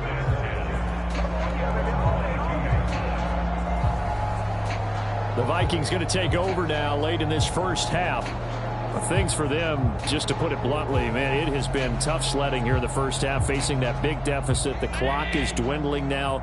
Maybe if they can get something on the board here before intermission, they'll have at least a little momentum heading into the second half. Now a short one to Gesicki. The Vikings going to signal for the first of their timeouts as they'll stop it with just over 40 seconds to go in the first half. Allen looks to throw on second down. This is caught. It's Boyd. Now the Vikings will use the second of their timeouts as the clock will stop with 37 seconds to play in this first half. First down, and they're going to throw with Allen. Now a short one to Gesicki. They're going to need to get up and set in a hurry. The Vikings going to use their third and final timeout. And with halftime on the horizon, they'll be out of timeouts from here forward. 2nd and 7. Throwing now is Allen. And he will go down. A Cowboy sack. Osa Odighizuwa Forced his way through, drops him for a loss of 10 yards. So we come upon halftime here in this NFC wildcard matchup as we send you on over to Orlando for Jonathan Coachman in our EA Sports Halftime Report. Take it away, Coach.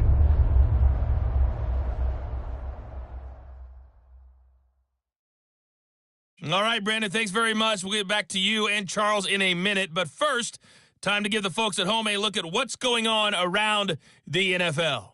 We'll get our tour started out at Venerable Soldier Field in Chicago, where it was the Bears who pick up the victory at home. Laviska Shenault, close to 200 yards receiving with 3 touchdown catches.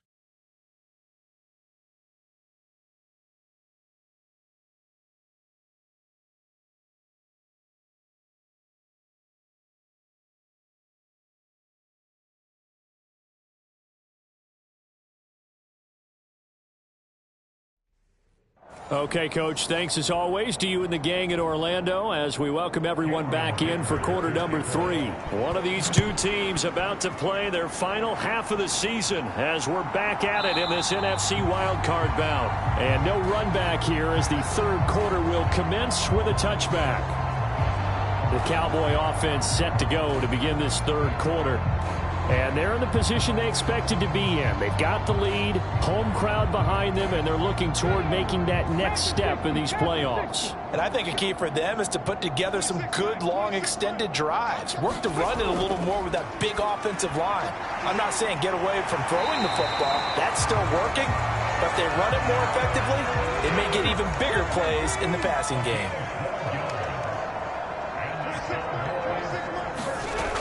They'll look to throw here on first down. Into space at the 45. And he takes it all the way up to the 47. Back-to-back good plays have him on the move on first down. They'll look to throw here.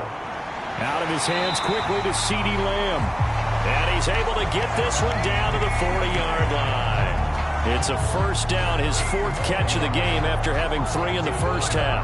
My goodness, they've come out locked in on this drive. Play calling, execution, they're fully in sync. 3 straight passes, 3 first downs. They're moving the ball downfield almost at will. This defense really struggling to find answers. They'll look to throw again. Oh, it's a screen pass. That's complete. Busting through contact. Just wasn't a huge hole there for him to operate. Stopped just inside the 35-yard line. 2nd and 3. And that almost their first INT of the ball game. Had his sights on it, but he couldn't seal the deal. On 3rd and short, they'll try and pick it up through the air. And he's going to be a yard short. A 2-yard pickup leads to 4th and 1. If this were baseball, we'd call this small ball. Instead of pushing it downfield, they throw a short pass trying to pick up the first down, but the defense rallies to the football and stops him short, bringing up a 4th down.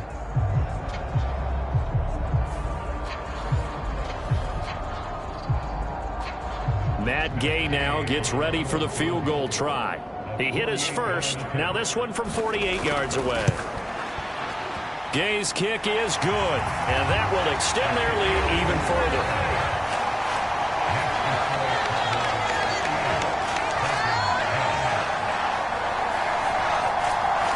So this drive maybe didn't end with the same kind of success they had in the first half, but they do add 3 to their lead. And defensively, I think they went in there at halftime and made a pact with each other and said, look, we can't let these guys keep driving it right down our throats. Not perfect giving up 3, but a much better start than the way they played in the first half. It's the Vikings' turn on offense. We get ready for their first possession of the second half.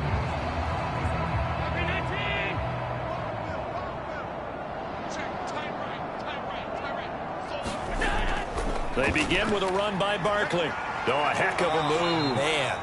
And the result here, a pickup of 8. Leaves him with 2 to go on second down.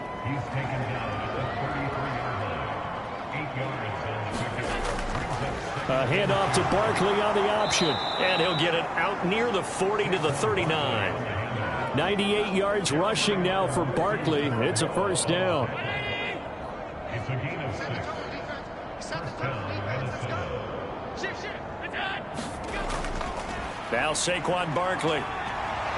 And he's going to get a solid gain of 9 before being brought down. Second and right at a yard. Man, these guys may not win this ball game, but you certainly can't fault the effort of this man here today. He's been a real thorn in their sides all afternoon. And that last carry puts him over the 100-yard mark. On second down, here's Barkley. And maybe a measure of revenge there. He's had his way in this one, but this time they get him behind the line. That's a big loss of 3, and it brings up third down. Well, I would have figured after the 9-yard run on the previous play, getting 1 more yard wouldn't have been much of a problem. But apparently it was, and now it's third down.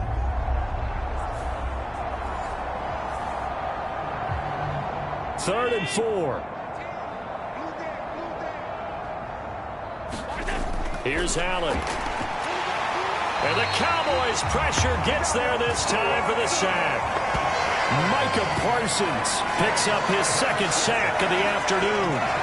It's been a tough one all game long for this offensive line. They're already down big, and now you know they're just going to come after the quarterback in a big way, don't you? Yeah, they just can't get out of their own way right now. It's created an avalanche, and an avalanche is coming right on top of them.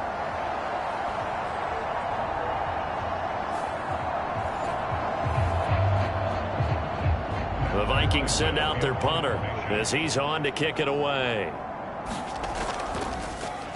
Averaging over 50 yards a punt so far as this one's away.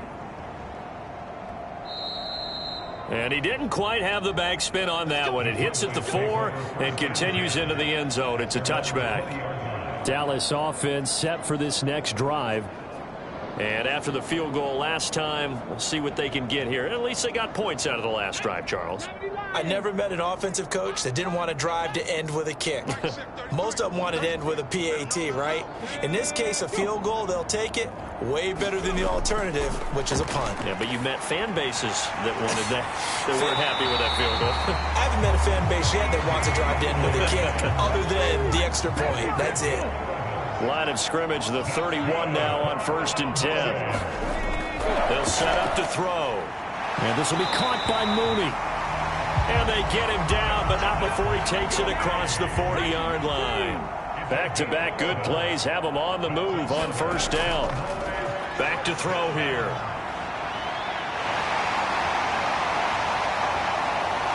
And he's going to get this all the way down inside the 35. Big yardage there on the scramble. It gets him a 1st down. He's starting to fall into the category of not fair, because when he's on target throwing the ball, he's dangerous. But when you add in his ability to make plays with his feet, almost impossible. Well, yeah, exactly. They've had trouble stopping him in the secondary. This time they've got the great coverage. Oh, he can run too. From Viking territory now, they'll come up 1st and 10, down at the 33. Now here's a throw that's complete. And taking it to the 15-yard line before he's brought down. Add the gain here to the previous play, and it's better than 40 yards total. Well, up big, but still not hesitating to take some shots downfield, CD. I guess they really want to hammer home their dominance in this one.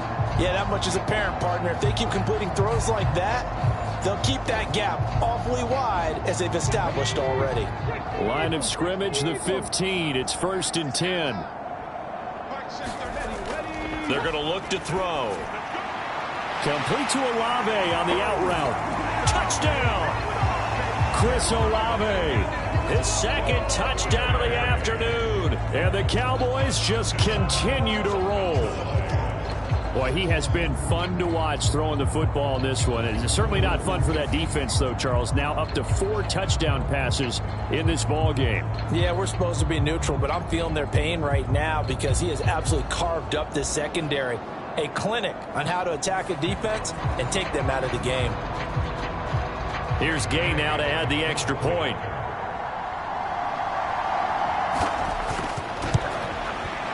And the lead grows even larger here in the third quarter. So the drive there, 5 plays, 80 yards.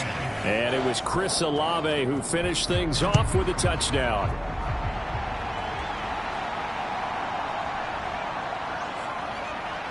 And he'll get it up past the 20 to about the 22.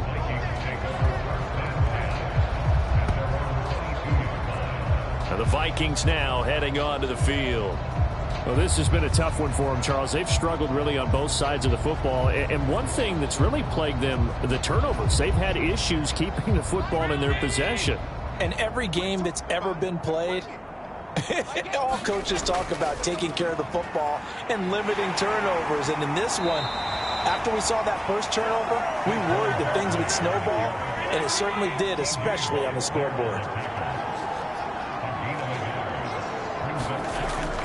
Running again with Barkley on second down. And he'll take it forward for about 5 up to the 28-yard line. Here's 3rd and 3.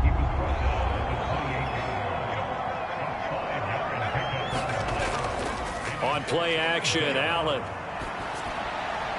And his pass is intercepted for the 4th time today. Picked off by Trayvon Diggs. I think it's safe to say this is a game he's not going to forget anytime soon, Charles. 3 interceptions. It's rare that we see 3 interceptions by one team, let alone by an individual. And I think that after the second one, he's probably telling his teammates, any ball that's in the air, it's going to be mine. And that turned out to be true. Out comes this field general once more, leading his offense back onto the field. He has been on his A game. We're in the third quarter. He's already in search of touchdown pass number 5. He's played so well that it's hard for me to take my eyes off of him, even when he's not on the field. I keep finding my eyes finding him on the bench in between series, wondering what he's going to do next. This has been a blast to watch him play the position. He's been spectacular with those 4 touchdown passes. The partner is still in the third quarter, but they've got this one well in hand and still airing it out with gusto and picking up some nice gains. And even in lopsided games like this, you don't really see starters get lifted or the foot come off the gas before the fourth quarter. No one wants to leave any doubt when they're playing well. They just want to continue the process. Here's a throw right side taken in by his tight end. And he'll be out of bounds just inside the 25-yard line. On second down, they'll run it here. And he'll get it down this time to the 17. So from the 17 now, here's a 1st and 10.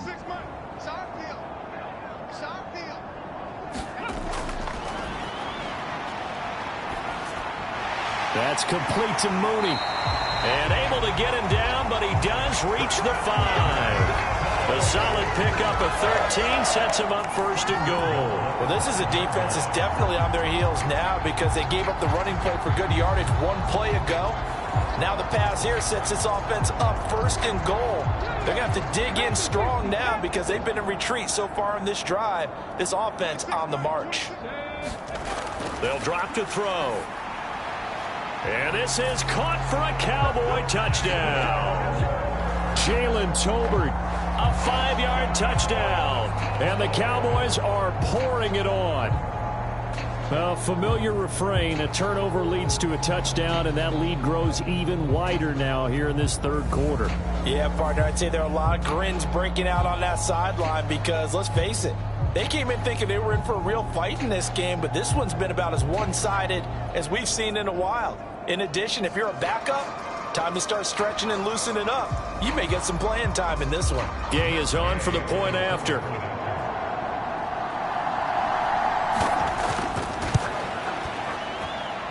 And the lead grows even larger here in the third quarter. So that drive spanned 5 plays. And it was finished off by a Jalen Tolbert touchdown grab. The kick team out there for the Cowboys as they run up to send this one away.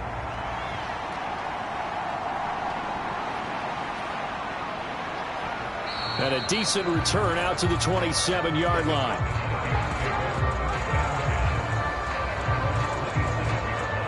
And now out comes Minnesota. It's a game that they would rather probably forget about, at least to this point, Charles. And one reason is turnovers. A turnover on the last drive. They had the issue in the first half as well, and that's really, unfortunately for them, helped to put this game out of reach. And you know they won't admit it to themselves, but we know that winning the game is pretty much out of the picture now. So their bottom line is, how do they play a clean game the rest of this one, right? Take care of the football, no more turnovers, and see how that works. Play action. Now it's Allen. Throw left side here, complete to the tight end, Gesicki. And he slips up past the 45 before being tackled. And now they'll stop play here, at least momentarily. A member of the Vikings in some discomfort after that last play. Well, now they're going to come out and take a look at this injury, and we'll be back in a moment.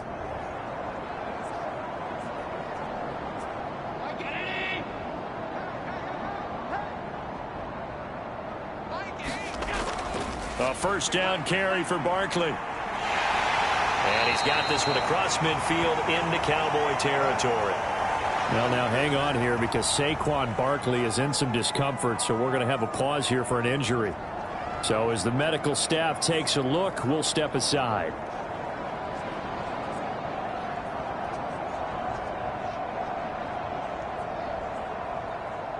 Second down and 4.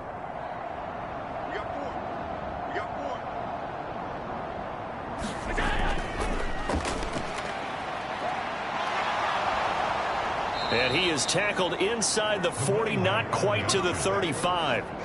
10 yards, and it's good for a Viking first down. Despite the score, despite the deficit, no quitting this guy. He's running angry, running through arm tackles. He wants to change what that scoreboard is saying.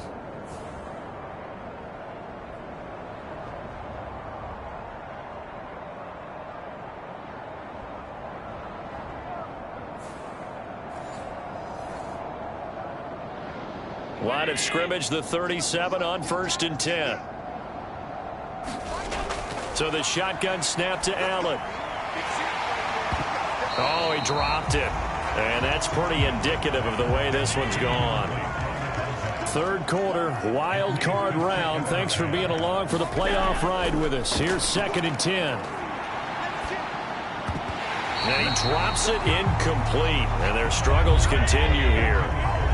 Now play number 7 of the drive as they're looking at a 3rd and 10. Allen going to throw. Quick hitter here, it's complete. And he works it past the 30, almost to the 25. It's a gain of 11 as the Vikings pick up the first.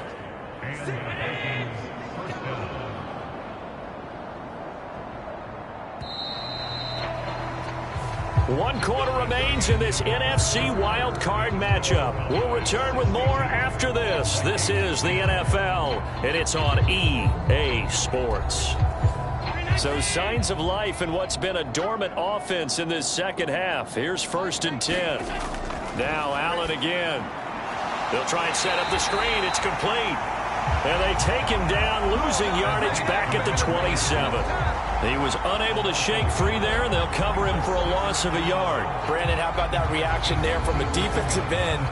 Able to recognize the screen pass trying to happen, broke off his pass rush, and then get back to tackle the running back. That's a very athletic and intelligent play. Reminds me of you working out and seeing that the treadmill's open and getting there before anyone else. See, I know you're just patronizing me right now. Everybody knows at home that that is nothing but a shot at me, and I'll take it, absorb it, and we'll move on. Under pressure, and down he goes.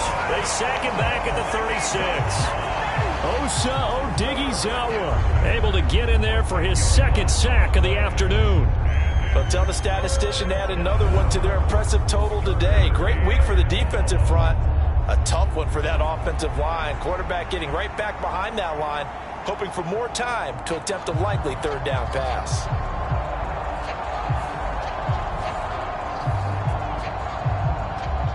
The Vikings on third down. They've struggled to the tune of 2 for 8 so far. This will be third and forever. And pressure coming, and they got him once again. Micah Parsons getting him once again, his third sack of the afternoon. It has been a rough afternoon for him trying to get rid of the football. See, that's now 5 sacks. How'd you like to be the offensive coordinator, the offensive line coach trying to come up with an answer for this pass rush? What blocking assignments do you change? Can guys play a little bit better?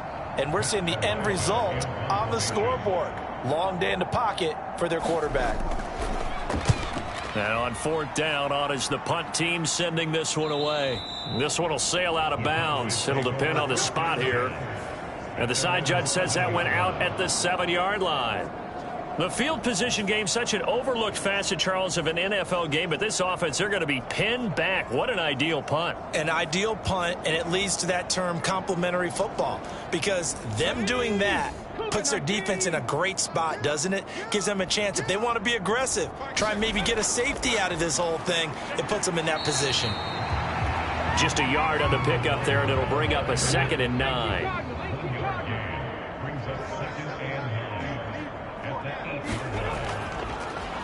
And they'll give him another shot here on the ground. 60 yards rushing for him now to this point.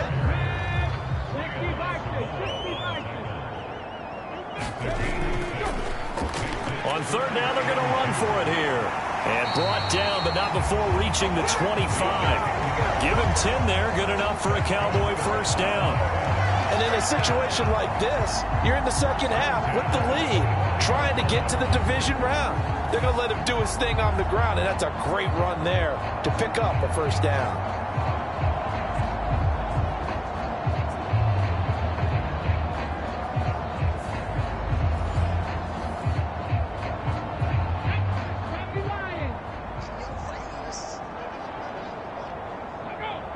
Mooney, the motion man right.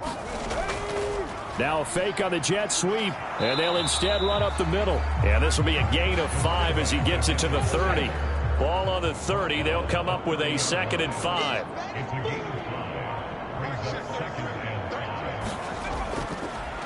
One back in the backfield, he'll get the carry.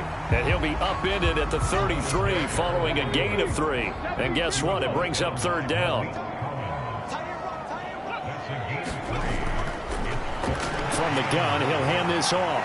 And this is going to be a Cowboys first down as he'll get this up to about the 42. Brandon, unfortunately, I've been here before. They've had 2 opportunities to stop them, so this is demoralizing. They haven't gotten it done. Now you're calling all your blitzes, all your attack defenses, but you're not worried about playing your normal position. You're going to take chances now. Well, you said it. 2 third down opportunities to get off the field. Couldn't do it, and the clock continues to roll.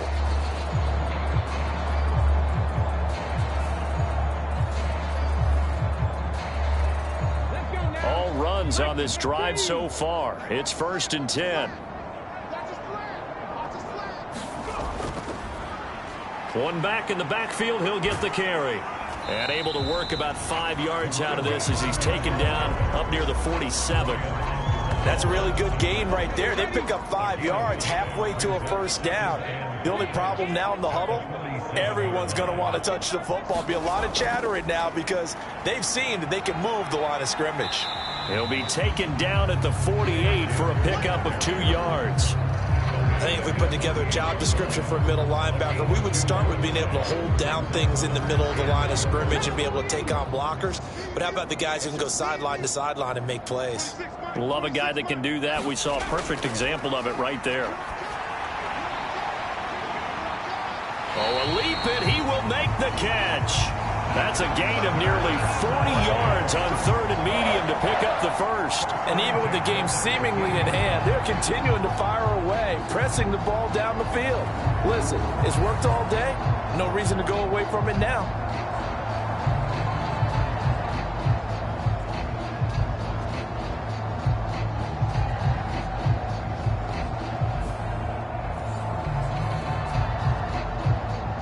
So after the big play, look at this, all the way down at the 15 now on 1st and 10. From the red zone now, they'll look to throw. That's into the hands of Pitts, the tight end. So he stopped for no gain, and it'll be second down. They'll try and run this one right up the gut. And he'll take it into the end zone for a Cowboy touchdown. A great play there with his second touchdown of the afternoon. And the Cowboys go coast to coast and finish the drive off with 6 points. You get in a second and long situation down here in the red zone, I'd say most defensive coaches would think pass, let's bring some pressure. So this is kind of a tendency breaker here to hit him with something on the ground, and he'll take it all the way into the end zone. Here's Gay now to add the extra point.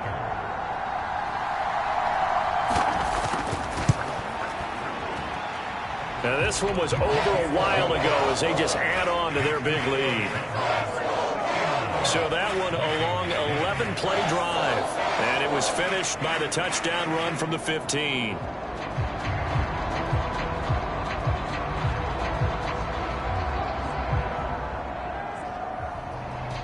The kick team out there for the Cowboys as they run up to send this one away. And no thought to bring this one out. He'll just go down to a knee, and they'll take over at the 25. And out now come the Vikings. And they are most likely staring at a cold end to their season here in this wild card round. Nothing has gone right so far, and they are, to be frank, in desperation mode now as they begin with a 1st and 10. Here's Allen to throw it. Over the middle, he gets it to Barrios. He'll be dropped after a gain of about 6 across the 30 to the 31. They'll come up now 2nd and 4 from the 31. To throw, it's Allen. Now he'll dump it underneath to his running back, complete. And he'll be brought down shy of the 40 at the 38-yard line. 7 yards there and a 1st down.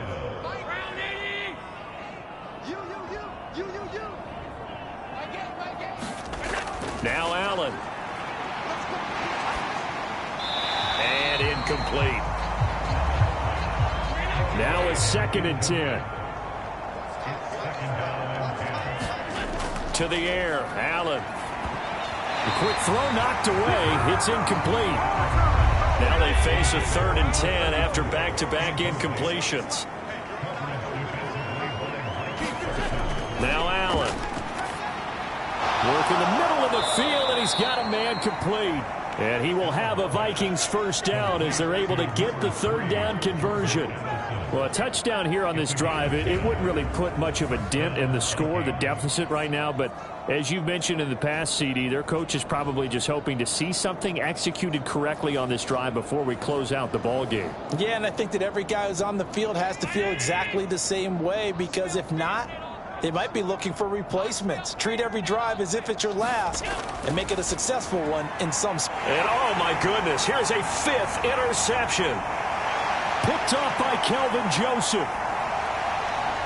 And he takes this one back into the end zone, and the Cowboy defense has a touchdown. Well, what has been a fantastic game for this defense has been rough for this offense, and certainly a signal caller, Charles, that's thrown all these interceptions. Another one there, and this one taken all the way back for the score. Partner hoping they're holding a nice little spot in the post-game highlights to show this rip of interceptions and great plays this group has made. They've been on it from snap one.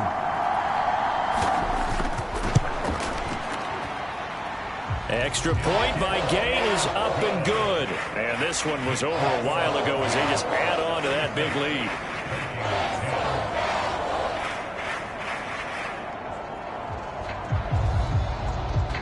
So they'll get another shot on offense following that pick 6. And now the kick is away.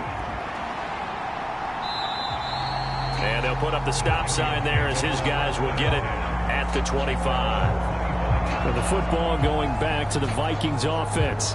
And you can sort of sense their dejection. That last pick 6 put the icing on the cake, so to speak, in what has been a rough go for them.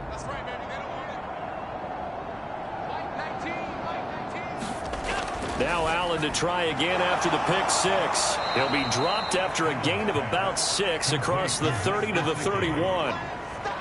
Well, that's always a good place to throw it just because he's one of the biggest targets not only on this team but in the National Football League. And you and I both know the quarterbacks love these large-bodied tight ends, and why not? Nowadays, they're really wide receivers who are just taller and have a little bit more weight. These guys catch the football, make big plays downfield. In the old days, we wanted them to block. Now coaches want them to catch the football first.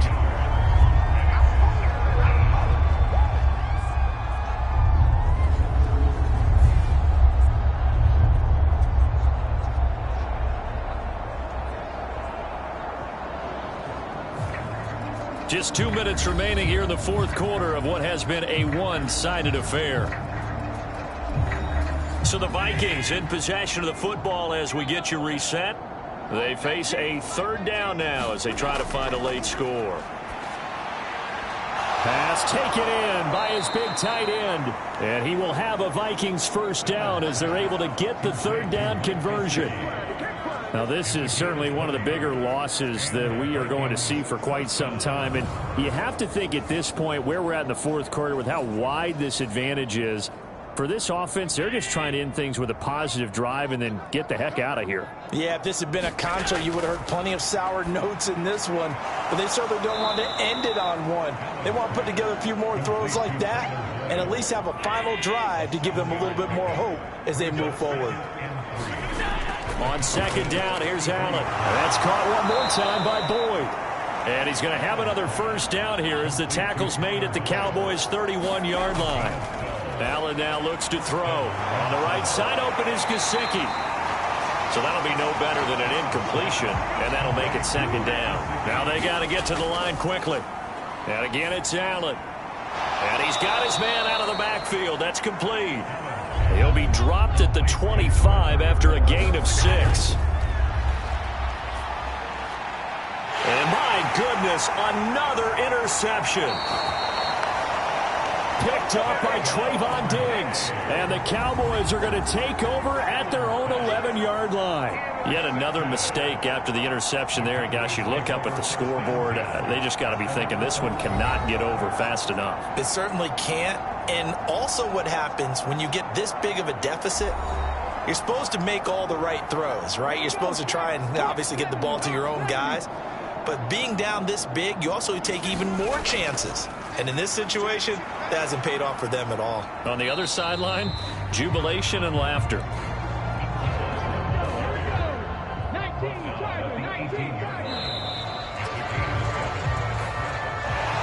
Well, one win down, still 3 to go to get to the most hallowed ground in sports, but a good start. A terrific start because they get to move on. Unfortunately for the team that lost, it's a long offseason ahead for them now.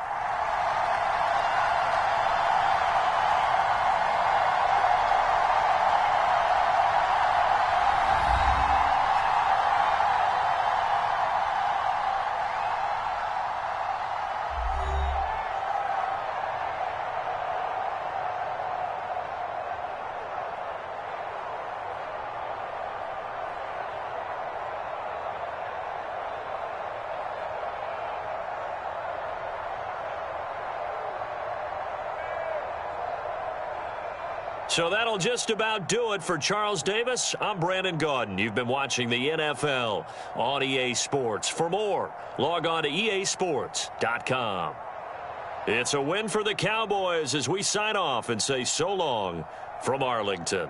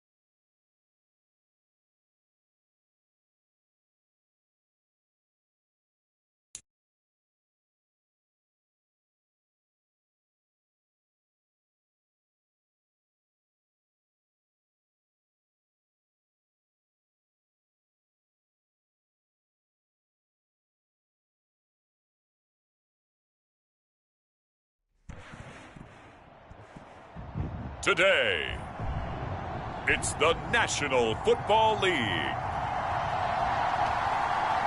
It's the AFC Wild Card Round on EA Sports.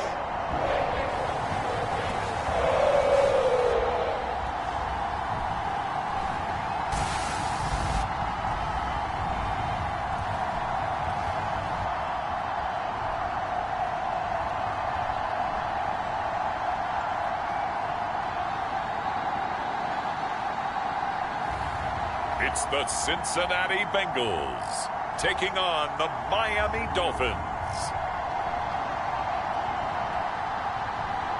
EA Sports coverage of the NFL playoffs brings us to a very loud and a very sold-out Paycor Stadium here in Cincinnati. Coming up, we begin a triple header here on Wild Card Sunday, as it'll be the Miami Dolphins taking on the Cincinnati Bengals.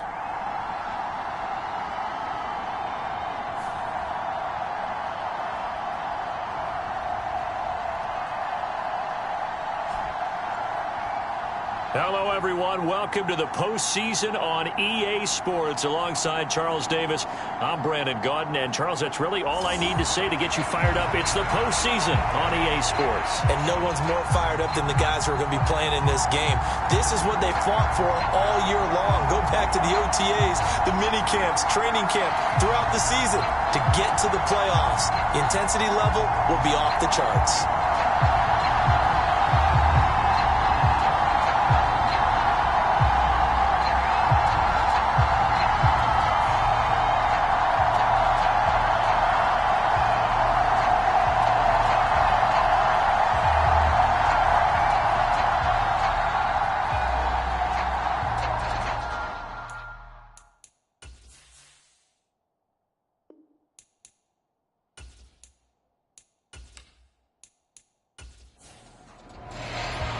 Strap in, the first of three on this Sunday. What a day we have in store. Super Wild Card Weekend on EA Sports.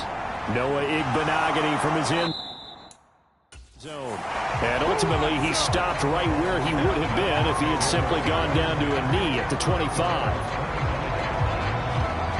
So here come the Dolphins now as they get set to take over on offense. And they will be led out by their second-year quarterback. And as we continually grade players, especially quarterbacks, how about this young man? Second year in the NFL, guided his team into the playoffs, and now he wants to show the world that they should buy in on him because he wants to evolve from that young quarterback to that true team leader that takes his team deep in the playoffs. Terrific running there to start the drive as that's going to go for 15 and a quick first down as well. Solid running there. And, CD, we hear so much about what it takes to win in the playoffs. Most people like to include having a strong running game in their assessment. And with this man in the backfield, this group has a strong running game without a doubt. Oh, I absolutely agree with you there because in terms of yardage, he's a top 5 running back in the league. And in terms of impact on a game, not many better than him. And when they're flowing and he's carrying the ball consistently, they're tough to beat. Throwing on first down, Costello. And he'll be taken down, but not before he works it past the 50. So they'll come up in Bengals territory now with a 1st and 10 at the 46. Straight ahead, Walker. It's a 6-yard gain on the ground, and that'll make it 2nd and 4.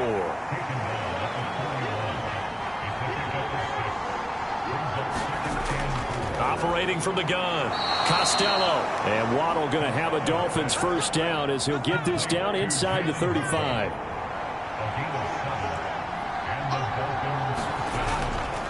A give for Walker running right. Just a yard on the first down carry, so it's 2nd and 9.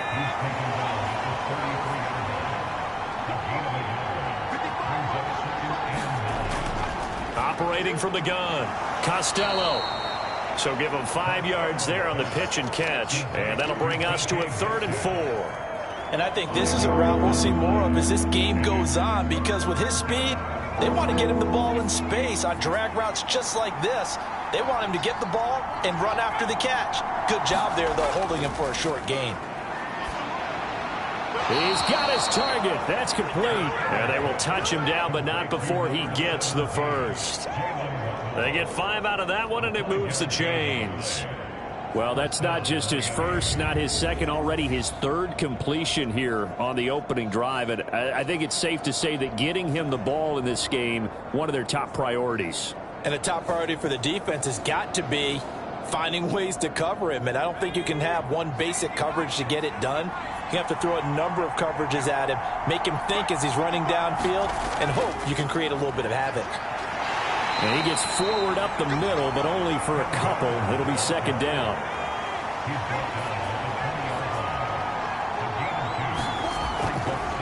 Looking to throw. Costello. He's got Njoku, his big tight end. And he is out of bounds. Looks like right at the 15. So play number 10 now coming. It's been a long opening drive, but this is third down. Able to find the open man. That's complete. And the Dolphins are going to have first and goal as they try to finish off this drive with 6 points. Well, no question, this is exactly how they wanted to start this football game. And nice pass there. And now they're set up beautifully, Charles, to finish this off with a touchdown. Yeah, but they've still got to finish it off, partner, and that means they've got to execute at this stage of the field. So we've seen many teams march it right to the goal line and not cash in. They've got something dialed up here that puts it in the end zone. So first and goal and an opportunity for our first points in this wild card game. Back to throw. Costello toward the end zone, but that's going to wind up incomplete. They come up here with another shot from the 6-yard line, and it's second and goal now.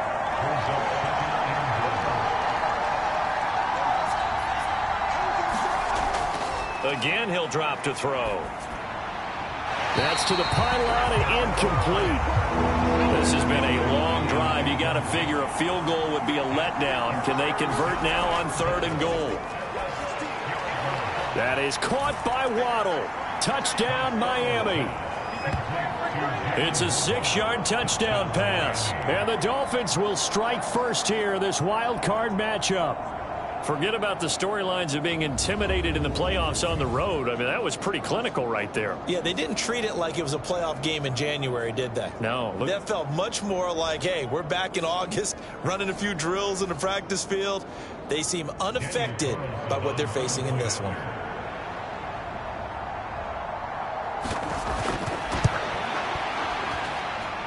Extra point by Carlson, up and good. And it's now a 7-0 game. So that one a 13-play drive in total. And it was finished off by a Jalen Waddle touchdown. Following the touchdown, ready to kick it away is Carlson. And he won't return this one. He'll go down to a knee, and they'll start at the 25. Here come the Bengals now to take over. And they'll be led out by their third-year quarterback. And he comes into these playoffs bringing a team that's been battle-tested, won the division, and earned the home playoff game here in round 1. But every year they know that a division champ, it feels like, gets beat. They don't want to be that team. They have to avoid the overconfidence and make sure they play the same way they played during the regular season, mistake-free and with passion. Well, he's going to take a shot right away. And that's caught inside the 35. And all the way in for a Cincinnati score. Jamar Chase, 75 yards. And the Bengals are able to strike back quickly with an opening touchdown of their own.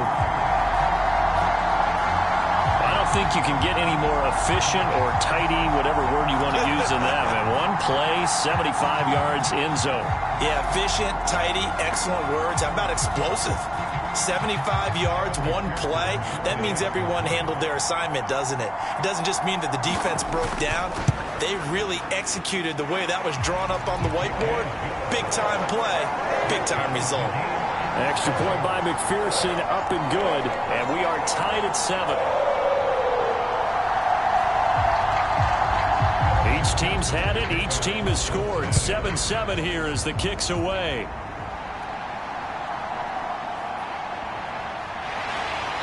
And able to get this across the 20, but not much further as he's dropped at the 23-yard line.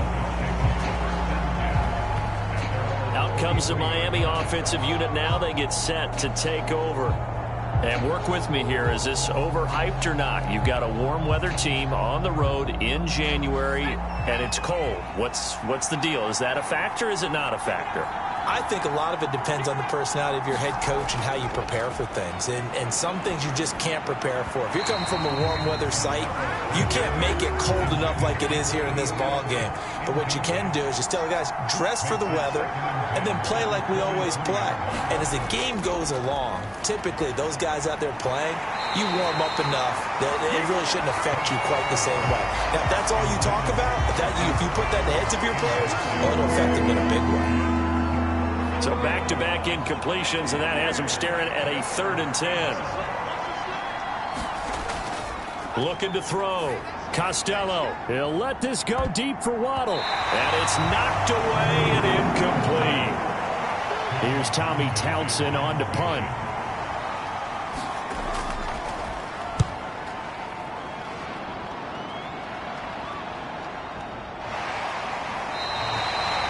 Great coverage there. Holds him to a 2-yard return following a 50-yard punt. And the Bengals take over 1st and 10. Cincinnati coming back onto the field here for their second drive. Well, partner, coaches always say that every play is designed to score a touchdown. Sometimes that's not really true, but last drive, that was the case. One play to get into the end zone, and now they'll try to duplicate that success here. And it's rare for those moments to happen. Incredible when they do. And you saw the celebration. Pure, unbridled joy after that one. 2nd and 4. Going underneath, he's got Hockenson. He had over 100 catches in the regular season, and now he's got his first catch of this wild card game. Line of scrimmage, the 37 on 1st and 10. They'll look to throw. Steps away to his left. He'll get 3 yards on the scramble there at 2nd down.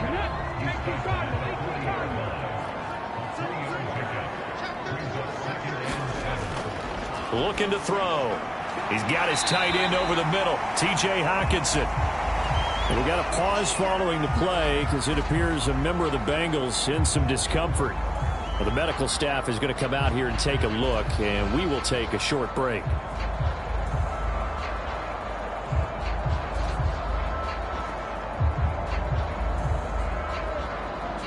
A yard, all they need, but it's 3rd down. They'll try and run for it. Here's Williams. And he will have the first down as he's brought down up near midfield. They're able to convert with a gain of 4. 3rd and 1, partner. No need to be fancy there. Just use some force and move forward and pick up the first down.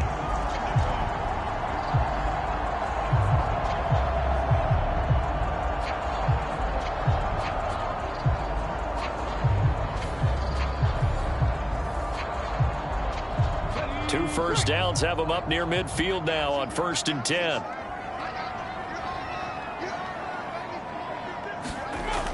Back to throw. Throw left side, complete to Chase. And they'll work this down to the 40-yard line, tackled there. So on the other side of the field now, it's 1st and 10 as they've got things rolling on this drive. Now this one to his tight end out on the right side. That was play number 7 on this drive, and it got him 7 yards. I know sometimes we can get fooled when we watch him make catches, as we just saw him do there, because he really looks like a wide receiver the way he goes about his business. Yeah, 230, 240 range. Yeah, not super huge. Maybe not counted on to be that inline point-of-attack blocker that we used to have in the good old days, but you can flex him out. You can run wide receiver routes with him. You can make him a primary target, and that's how he'll shred a defense.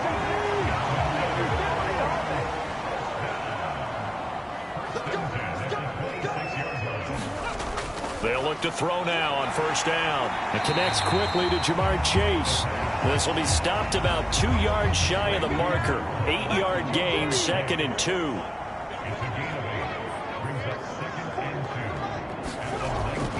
He'll look to throw. And he will slide to a stop. He does have the first down. A solid gain of 15 yards, and the sticks move. Facing 2nd and short, that gives you a chance to go for a bigger play through the air. But I think he said to himself, why not just handle this one? Got all the yards he needed and then some, and made that snap a huge success.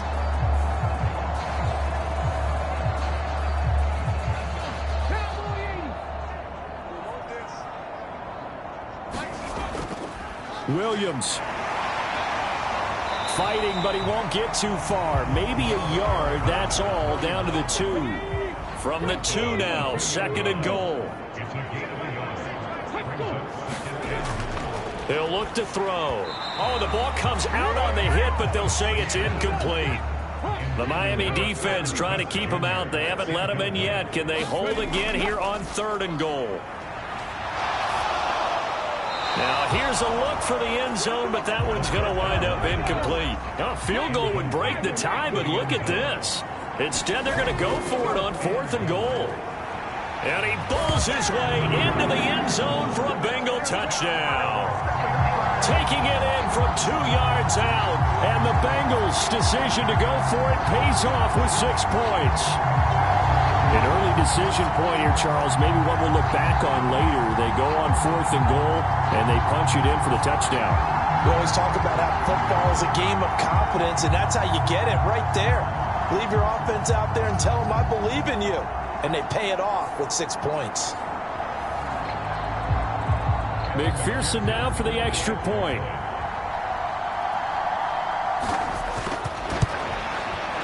It's up and good, and it's 14-7 now here in the first quarter. That one was an extended drive, 14 plays all told, and it's culminated by a 2-yard touchdown run. Igbenogany going to take it out of the end zone. And this return will net positive as he gets past the 25 and up to the 27-yard line. Miami's offense set and ready to go. And Charles, a very uninspired effort the last time we saw them out there. It was a quick 3 and out, then they punted the football. Yeah, and you never want to get stopped so soundly during a series, but what would be even worse now is letting it happen again right here. They've got to get going. Throwing to start the drive. Costello. It's a short one here, complete to the tight end. And they'll get him down after a pickup of 8, 2nd and 2. And he's the epitome of what we call the move tight end, a guy that you can line up anywhere, in the slot, out wide, in tight, doesn't really matter because he has such great skills. You want to utilize him in all aspects of your passing offense. And there he was in the slot for the catch.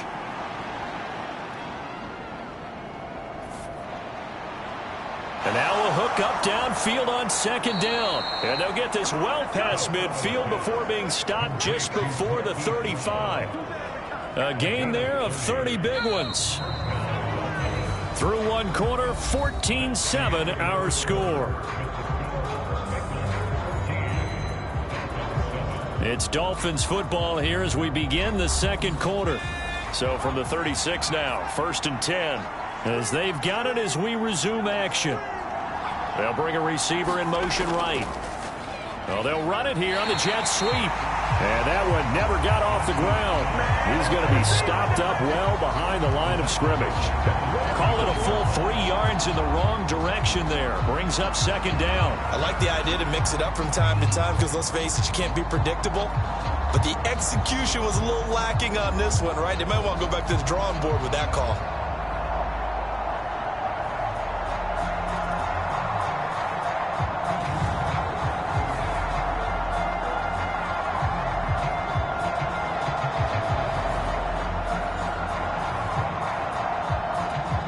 So their task a little bit more difficult now. 2nd and 13 that they're walking up on.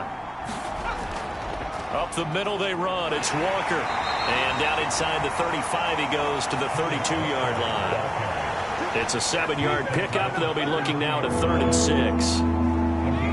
But you got to give kudos to your offensive line and the guy carrying the ball because they were in a 2nd and long situation. It seemed pretty dire, but they brought it back to 3rd and manageable with that run. And this won't do it. He needed 6. He only got halfway there.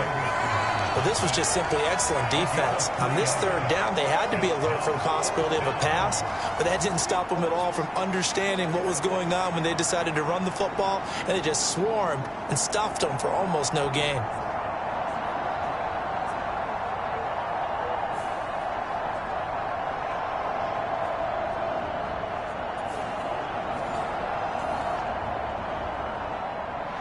Now to try the field goal, here's Daniel Carlson.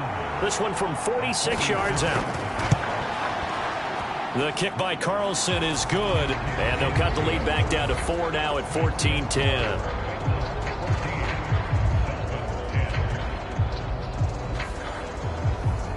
So the margin shrinks there as they get the field goal to draw them a bit closer here in this second quarter. Yeah, nice snap, nice hold. They just want to keep this game close, so give them credit for finishing that one off with 3. And the tackle going to be made right there at the 25-yard line. Cincinnati now ready to take the field. So for this offense, Charles, remember, drive 1 made it to the end zone. Drive 2 resulted in a touchdown as well. Now they'll try to make it 3 for 3. Yeah, and, you know, they told us all week that this was the plan and this is what they wanted to execute. But did they really believe it would happen this well, this efficiently? I know they'll take it. And afterwards, they'll say, there was never a doubt in our minds we were going to be successful with this one. 2 minutes gone by, second quarter. Now a first down carry. It's Williams. And he is met in his tracks behind the line of scrimmage. He'll lose a yard there, and it's 2nd and 11. Sometimes you get all those big guys down there in one spot, and there's just nowhere to go. And in this case, the defensive tackle used his strength and swallowed him up.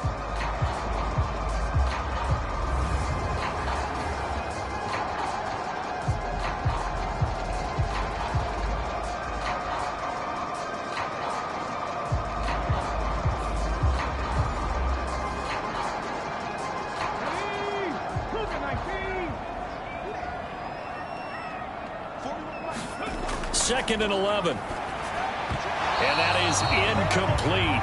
A lot of force bearing down on him there. He could not hang on. It's 3rd down.